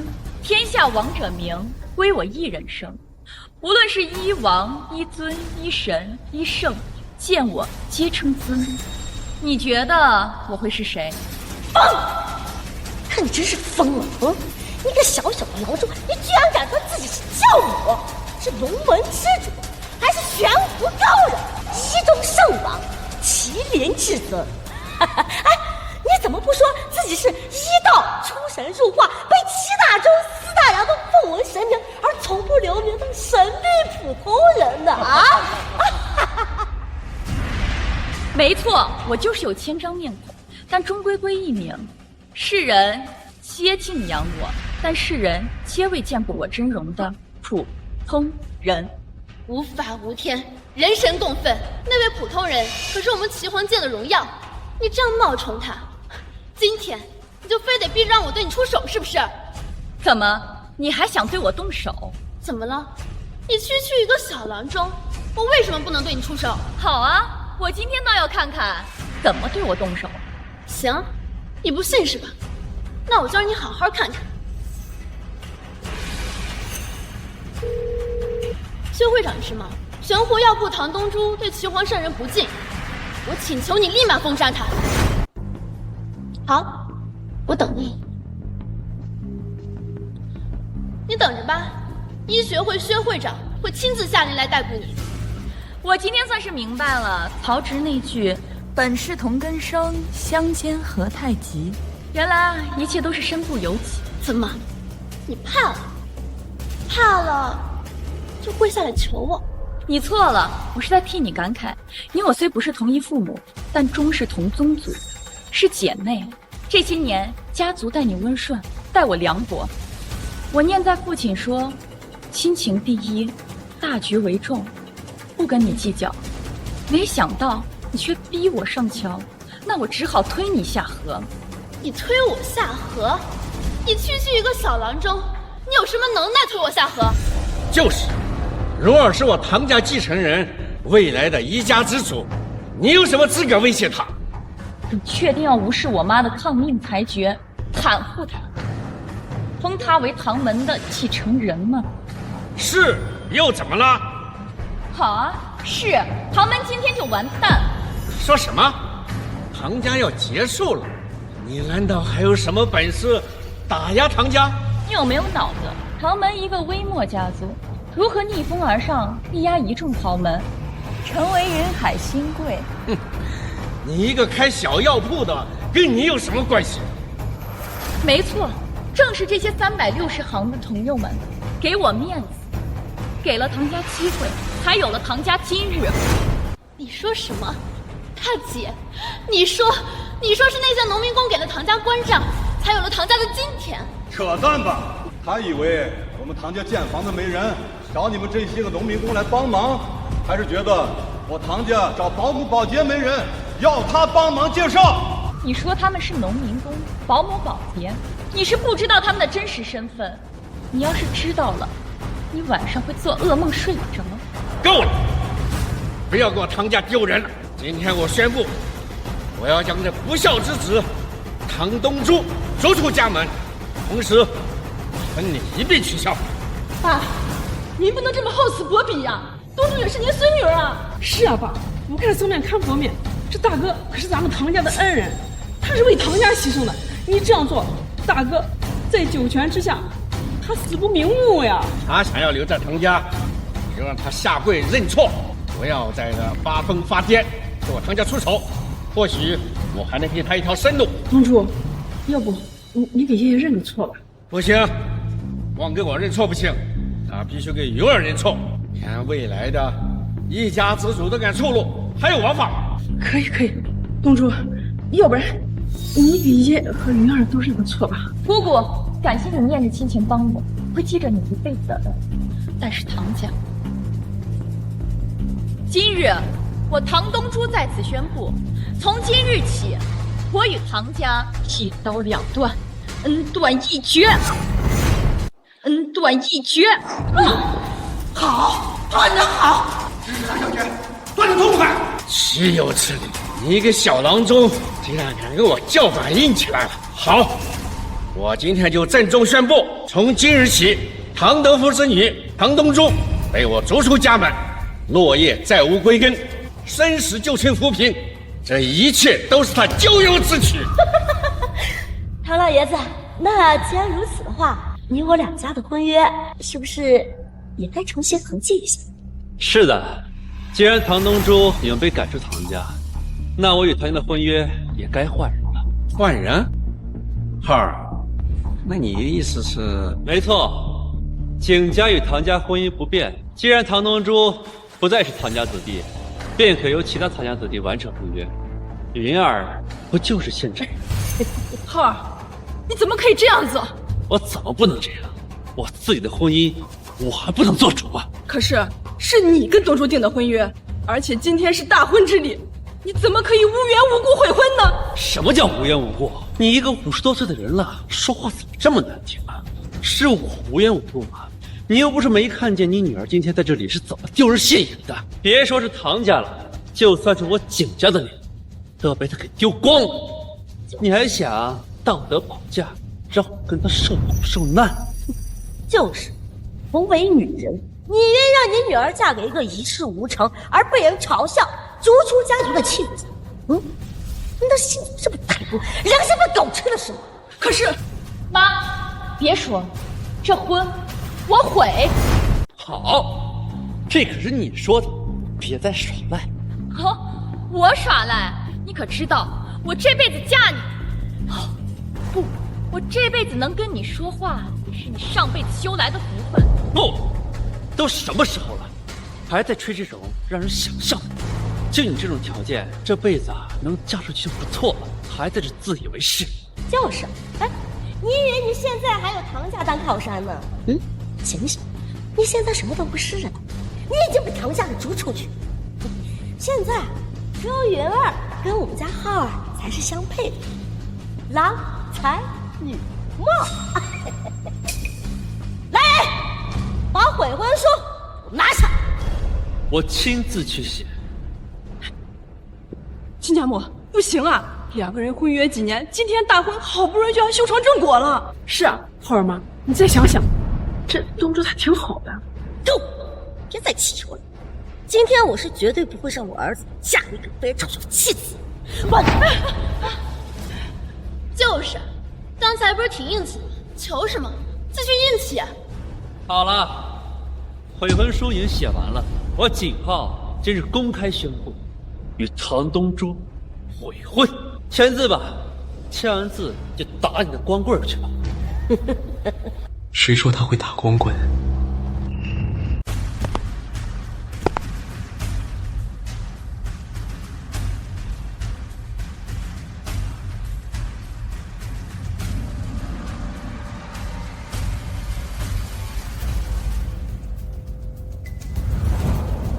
南山首富3少爷傅衍清向唐东珠唐小姐求婚。什么？南省首富3少爷？哇，好帅啊！发生什么事了？有大瓜吗？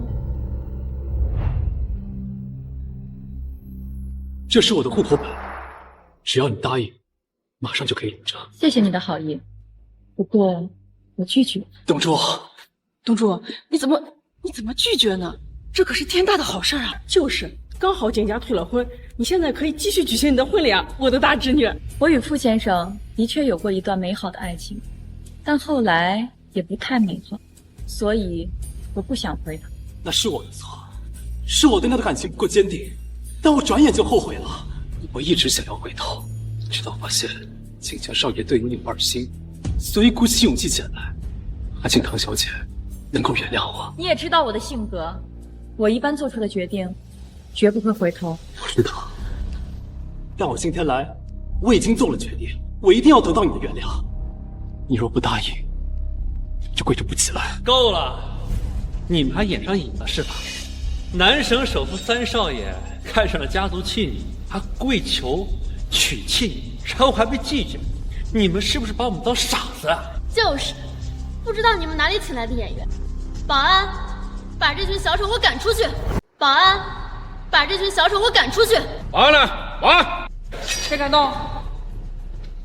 岂有此理！你又冒充富家之子，还胆敢行凶！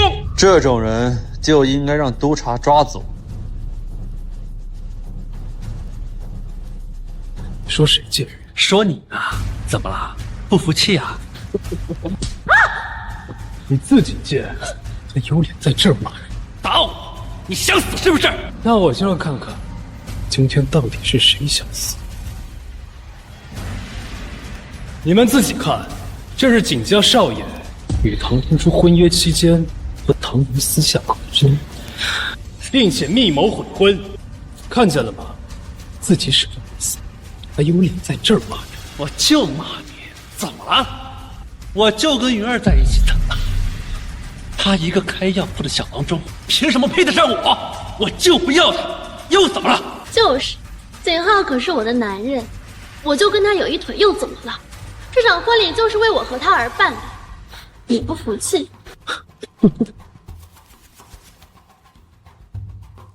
龙珠，你说吧，你想怎么惩罚他们？我帮你。不用你操心，我自己能解决。解决？我的好姐姐，你已经离开这个家了，你怎么解决？别和他废话，直接赶走吧。还是让我来赶吧。薛会长来了，你完了。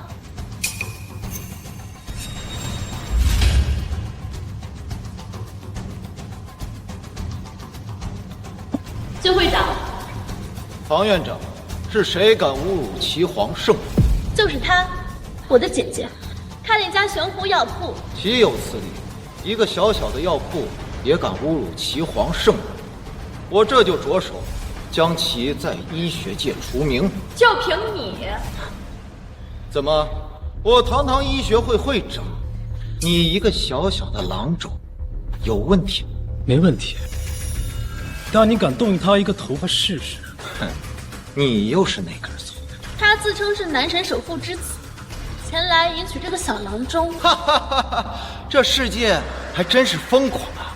立刻出示封杀令，封杀玄壶药铺和唐东珠。是，你们敢？说了不要你管，我陪他们玩玩。东珠，我知道你恨我，但今天在这儿，无论是谁，都不允许有任何人欺负。陆先生，你搞错了吧？就像当初你无视我那样，我远非你们想象的平平。今天站在这里，只有我站在食物链顶端。陆先生，你搞错了吧？就像当初你无视我那样，我远非你们想象的平平。今天只有我站在食物链顶端。姐姐，你就别再搞笑了，你这个人都要被封杀掉了，你的药铺也要关店了，你还在这吹牛。请以医学会之令，封杀玄壶药铺及其主人，即日关门。法人唐东珠接令。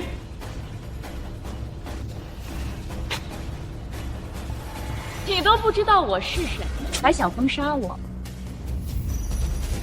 岂有此理！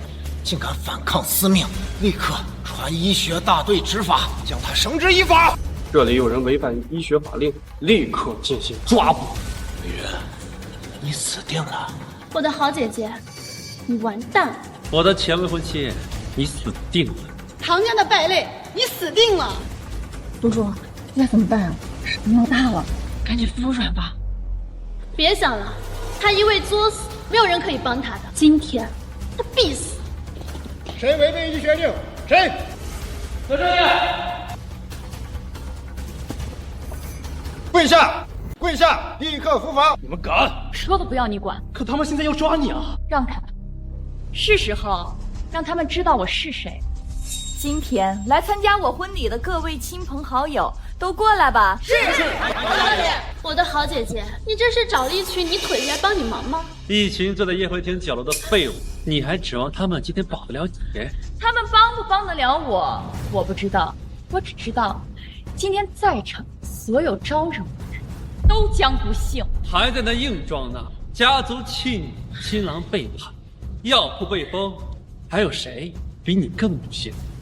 有什么合作？云海的这些所谓的主子一郎可是要封杀我，怎么办？什么？他们要封杀唐小姐？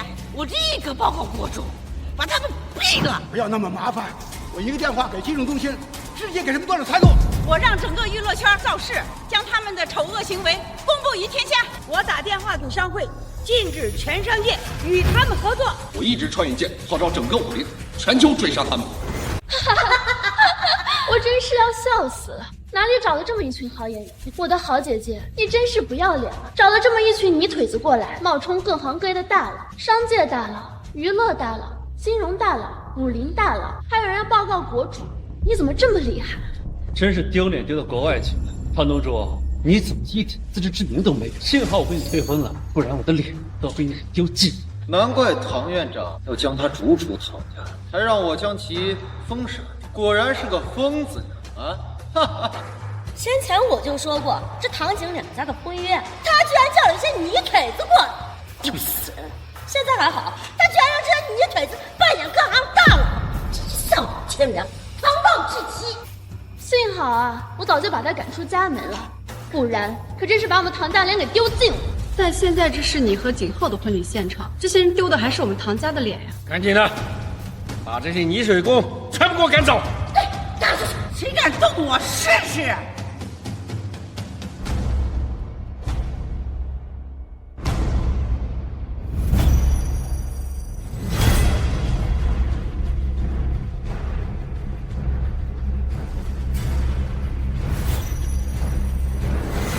一群井底之蛙，还配赶我？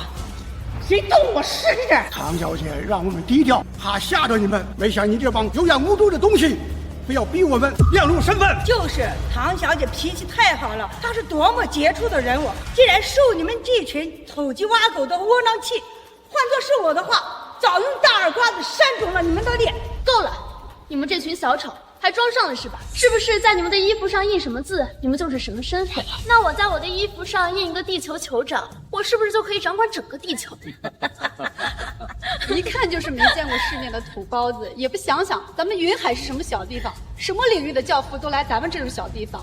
就是，这领域教父可是世界顶级的人物，哎，这比总督的权威还要高的人物，居然来咱们家吃席，那可真是给咱们家长脸了呀！真是被唐东珠这个废物给气死了。我兵贵云集的婚礼，他请了一些骗吃骗喝的骗子来充场面。家门不幸啊！还好我已将他逐出唐家。在座的宾客见证，唐东珠已非我唐家之子。今日唐东珠所做之事与我唐家无关。那就赶紧把他赶出去吧，别在这里扫大家的兴了。来人，把唐东珠和他一众骗子朋友全部给我赶走！可谁敢？可谁敢？你想干什么？我说了，东珠是我喜欢，不管他的朋友是真是假，什么身份都是我保。如果你们敢对他不敬，那就是与我为敌。你还真以为你是富家之子啊？怎么，现在还在怀疑我的身份？我不怀疑你，我把你送进治安所，我看你嘴还硬不硬？来人，把这个男人给我抓起来！世界银行傅老二行长到。什么？世界银行行长？是首富富家二公子啊！我在电视上见过，真的是他，好帅啊！二哥，你怎么来了？你的事儿自然不可能怠慢，把卡拿过来。给，谢谢二哥。东珠，这是我哥在世界银行定制的10张黑卡，在全世界只有伟大的人物才能够拥有。今天我哥破例开了一张，今天我拿这个至尊黑卡，代表我的诚意向你求婚，希望你能够答应。什么？世界银行至尊黑卡？这可是无价之卡，难道他真的是副首富之子？唐东珠，这个是我弟弟的一片真情，你赶紧答应吧。只要你答应了，我立马打电话给我妈和大哥，邀请整个首富富家的人脉来祝贺你们的婚礼。只要你答应了，我立马打电话给我妈和大哥，邀请整个首富富家的人脉来祝贺你们的婚礼。这个卡很贵吗？当然，这可是世界银行的顶级贵宾卡，全球顶级身份的象征。除了大国元首之外，也就只有各个领域的泰斗教父才可以拥有。我身为行长，也只有赠送一张卡的权利。你这个土包子呀，连至尊黑卡都没见过，真是悲哀。没见过就算了，听都没听过，你真的比蝼蚁都可。至尊银行黑卡，你看我这张是吗？什么？他竟然真的有一张？什么？你真的有？不可能，这东西就跟名牌包一样，A货多的是。就是，他肯定就是假的。这货真是虚伪到令人发指，连至尊黑卡都要伪造。他难道不知道伪造的卡钱是刷不出来的？不，这不是伪造的，这是真的。真的？不可能，他怎么可能用真的？就是，他一个唐家弃女，只是一个药铺的小郎中，存款只有1000，怎么可能会有至尊黑卡？这张卡上有金领编号016号，意味着有世界银行以来第16个拿到此卡的杰出或伟大人物。你们要是不信的话，我可以给你们查一下。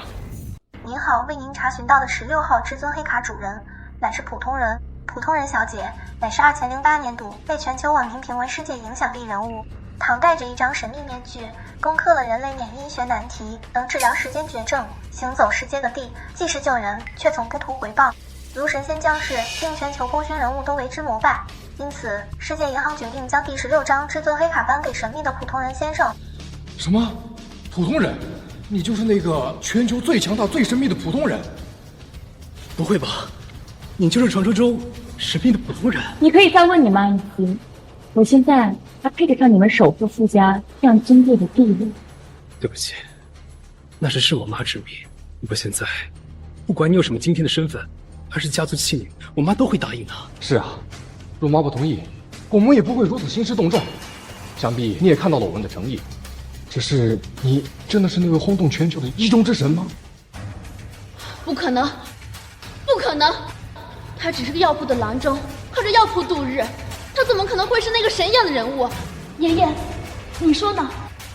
是的，唐东珠是我唐家之子，但是他一直没有出息，还喜欢吹牛自大，所以才让他逐出唐家。他绝对不可能是那位传说中的医中圣人。对，我跟他本有婚约，也是怒气不争才跟他结缘，他绝对不可能是那位神。唐东珠，这张黑卡你从哪来的？唐东珠，这张黑卡你从哪来的？对，他这个卡呀是真的，但是不是他的，肯定是他假的，要就是他偷的。对，他一个说大话的疯子，不可能有黑卡，也不可能是那位神。他刚才还让那群泥腿子冒充个人里的大佬呢。你们还真是不见棺材不落泪的井底之蛙啊！今天我就让你们知道他们的真实身份。大家把你们手上的至尊黑卡拿出来，给他们见见世面。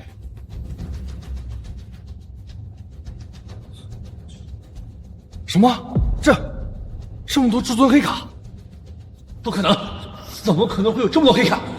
就是，一看就是批量生产，都是假的。是真是假，可以验。对。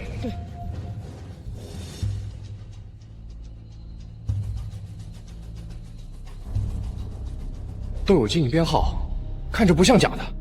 你自己都说了，至尊黑卡只有杰出和伟大的人物才配拥有，拥有者屈指可数，全球都没有几个，怎么可能会在这香疙瘩角落有这么多？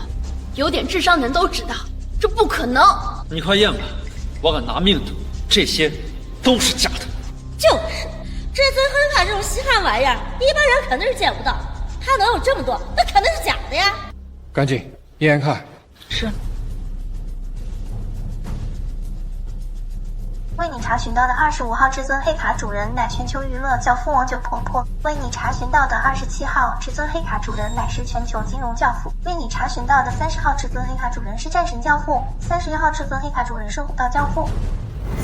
27号至尊黑卡主人乃是全球金融教父。为你查询到的30号至尊黑卡主人是战神教父。31号至尊黑卡主人是虎道教父。这怎么可能？这怎么可能？怎么可能？怎么可能？真的？难道都是真的？难道我们真的错了吗？公主，你说的都是真的啊！你就是传说中济世救人的神话，而这些前辈就是各领域的教父泰斗。我知道你们现在可能还不太相信，接下来我就会让你们知道这件事的真假。天地浩荡，传说过了，我是普通人，也是神。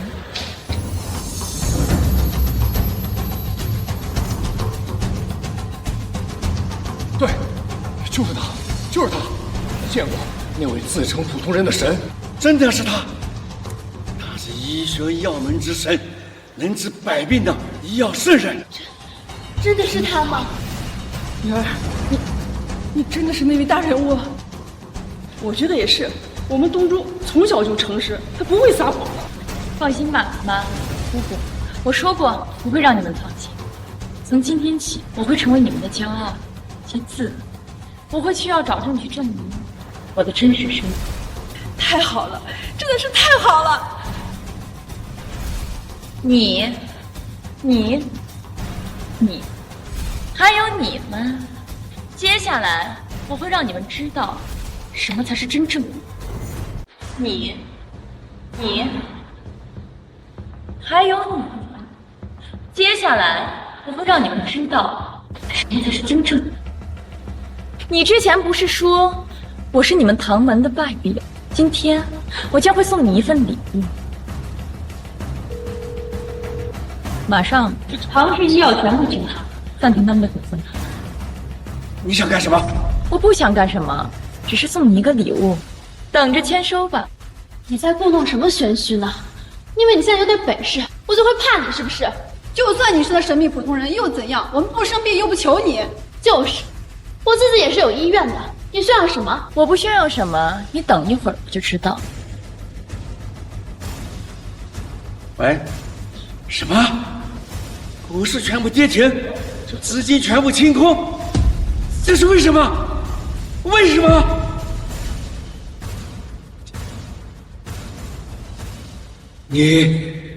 你到底做了什么？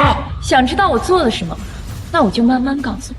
在我10岁那年，我的父亲为了唐氏身受重伤，他临死前跟我说让我不必为此悲伤，为了家族而死，说让我从此带着家族走上荣耀，所以我成立了一支基金，起名叫做荣耀基金。说让我从此带着家族走上荣耀，所以我成立了一支基金，起名叫做荣耀基金。哪怕是对我并没有好的唐玲，我看他的医院也是一步一步给他提上去，甚至让他做成了最强。没想到我念着亲情，你们却把我当狗，所以我只需要一个电话，就可以让唐氏的所有股份撤走，让唐氏瞬间倾倒。什么？是你用基金一直在背后支撑着唐家？不可能，不可能！他天资愚钝，父亲早逝，和母亲依偎在一起，家族不待见他，孤军奋战，你怎么可能会这么成功？为什么？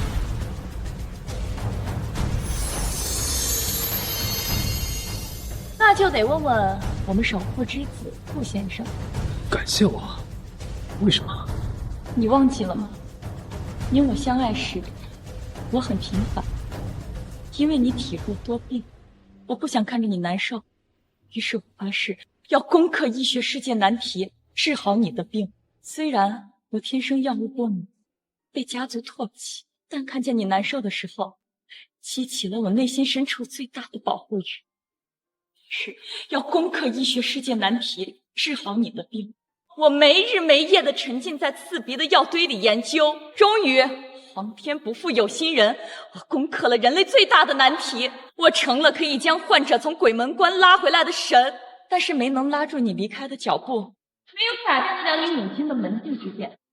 一个女人可以为了挚爱的男人变得无限强大，也会因为失去一个挚爱的男人变得更加强大。从那之后，我放下了情爱，最新医学终于成神，只不过是用了脱胎换骨、浴火重生的痛苦换来。是我太懦弱。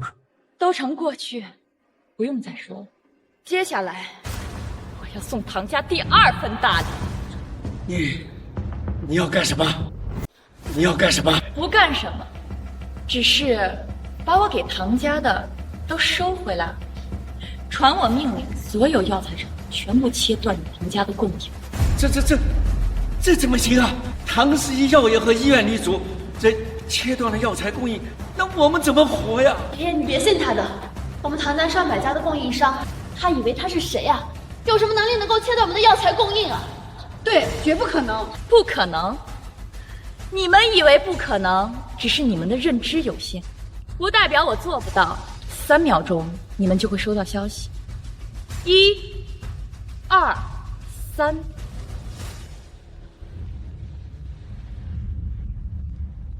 喂？什么？鱼儿，怎么了？真的，是真的，我们的药材被停止供应了，我们的医院也停止运行了。这么狠？那怎么办？怎么做到？因为我还有一个身份，83家药材集团的创始人，是我为了帮你，才安排的上货渠道，让你开启的医院。结果你瞧不起我，只是个开小药铺的郎中。怎么会这样？我们都做了些什么呀？你只是东珠在扶持着唐家，我们居然还骂他废物，还驱赶他。赶紧给东珠道歉吧！哎呀，东珠啊，看在咱们都是一家人的份上，你就原谅我们吧。赶紧恢复股市和药材的供应吧。不可能，我们国家有句古话，多行不义必自毙。今日这里，除了我大姑一直记着我爸的好，一直维护我要让他们一家人终身富贵，其他唐家人只能流落街头，被债主追杀，永世不得安生。别呀，我的好孙女啊！是爷爷错了，你才是我最好的孙女啊！我现在就决定让你做唐家继承人，把唐家交到你的手里。你以为我在乎一个区唐家继承人？你不是在和鱼儿争吗？我争，只是想让我妈觉得我欣慰。争气，我压根儿根本就不在乎，懂吗？我知道你不在乎，可是爷爷觉得你能让唐家辉煌，这个继承人非你莫属。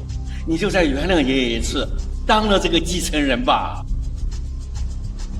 这世上有人称我为教父，有人称我为龙门之主，有人喊我玄壶高人，有人叫我医中圣王。天下王者名归我一人身，无论是医王、医尊、医神、医圣，都称我为尊。你觉得我会稀罕这唐门继承人？别想，唐门就此落寞，你我再不相关。爸！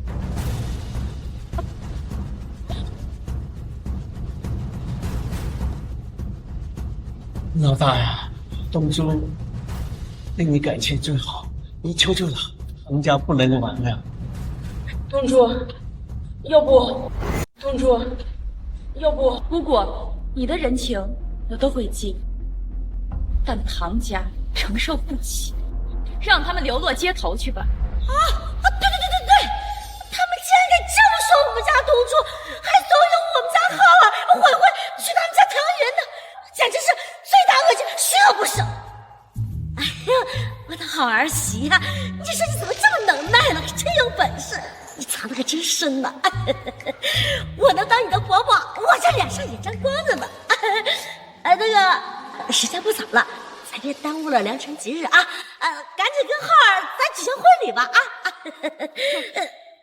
浩，他到底干嘛呀？他赶紧和东珠举行婚礼呀！这个儿媳妇我爱得不得了！对，东珠，你觉得呢？我觉得你滚！你什么？你是不服气吗？还是你不记得你刚才那副丑恶的嘴脸了？我是跟你很熟，还是跟你有什么关系啊？东珠，我刚刚是被唐嫣给蛊惑了。再说了，你被唐家所有人排挤，能怪我吗？别假惺惺的了，傅少爷的视频还在呢，你要打开看看你丑陋的嘴脸。图图，看你这话说的，这人常说呀，人非圣贤，孰能为过嘛，对不对？况且你和我家浩，你们俩还有几年的感情呢？我看呀，我看你滚，赶紧滚！亲家母，你帮我劝什么？我劝你滚！你什么你？刚才你跟你儿子嫌弃我女儿的时候，你忘了吗？现在看到我女儿出息了，又来巴结，哪有这么好的事儿？就是还要脸不？立刻给我把这对母子，还有他们的宾客，全给我赶走！立刻给我把这对母子，还有他们的宾客，全给我赶走！保安！你听我跟你说，好，杨松，还有你们，今天这里是我的村子，我不欢迎你们，都给我滚！唐东珠，你别没良心，我们可是你的长辈。你打我！你不说是我长辈还好，你一说是我长辈，就让我有气。在我弱时，你们连打带踩，连我妈都被你们欺负，你还有脸说你是我长辈？有哪个长辈会欺负、嘲笑后辈？有哪个长辈看见后辈弱了，就当狗一样驱赶？赶紧给我滚！惹火了我让你整个唐家连叶落归根之地都没有！保安，赶人！你们这要干什么？走！快走！不能这样！走！太好了，终于不用再看见这些恶心的人。大姑，你说吧，你有什么愿望，侄女都帮你实现。公主，大姑这辈子没什么愿望，现在看到你这么有出息，大姑真的感到很欣慰。我想你爸在九泉之下，也一定为你高兴。那行，以后啊，就让姑父和表哥表姐搬来和我妈一起住啊。我啊，给你们买个大别墅，然后再给你们开个公司，让你们都事业有成，幸福美满。那太好了，谢谢大侄女，谢谢大侄女。没事没事，皆大欢喜。妈，我们回家。东珠，还有事吗？你还是不肯原谅我？怎么原谅？你还记得当时我去找你，我说过你就是我的全世界，你走了，我的世界都昏暗。我想你能回来，你是怎么说的？你说对不起，你还是得听你妈的，你应该不会知道那一句话在我心里留下的伤口。就算我的世界没你会死，你仍然选择了让我死。我没有，但是我也难过，我也心痛。只不过我没有勇气面对我妈。曾经你没有勇气，如今我也不需要你有勇气。东珠，能听我说两句？你说，你明明爱过我，而且还爱得那么深，如今我们全家都支持他和你在一起，你又何必为了当初的一点小小的误会耿耿于怀？你说什么？为了当初的一点误会耿耿于怀？你们没有经历过情感伤害的人，总是把背叛说得这么云淡风轻的吗？你试试，在你手上划一道口子，如果它能愈合，我就和他和好如初，在一起。但是，他能吗？这不一样。没什么不一样，所有的伤害和痛苦都一样。而且，你大概不知道，从那以后，我对男人、对感情都不感兴趣。我和景浩结婚，纯属是为了我妈高兴。他的背叛，我根本不以为然。果然，人在不在乎别人后，根本不会被伤。对不起，真的对不起。我现在明白，爱一个人就应该勇敢，就应该全力。东珠，求你再给我一次机会，好不好？离开你后的这几年，我醉心于事业，创造了一个又一个辉煌，成为一中圣王，成为麒麟至尊，甚至成为神。每一个名号的背后，有多少名门少女求取我为荣呢？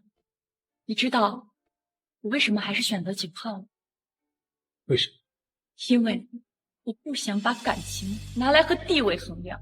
虽然我心早已冰冷，虽然我并不爱他，但我觉得他若喜欢我、信任我，便是我的责任。只是没想到，他也只是个鼠目寸光的男人，终究没有人命。你也一样，没有眼光，没有拥有我的命。唐东珠，你不能这么说。我弟弟是在不知你身份的时候选择的回头，可见他对你是真心的。他想挽回你，并不是因为你的身份。如果不是因为我在悬湖村救了他的命，他会来找我。几年了，他来找过我。当初我为他忍受药味，苦心研究，他没有看到这个女人说有一天会出现，而走得那么决绝。是的，唐小姐为情所伤，早已超凡脱俗，这廉价的感情是不可能困住她的。你们兄弟二人还是放弃吧。没错，唐小姐悬空济世，一腔赤诚，早已把自己贡献给了众生。妈，大姑，我们走吧。东珠，东珠，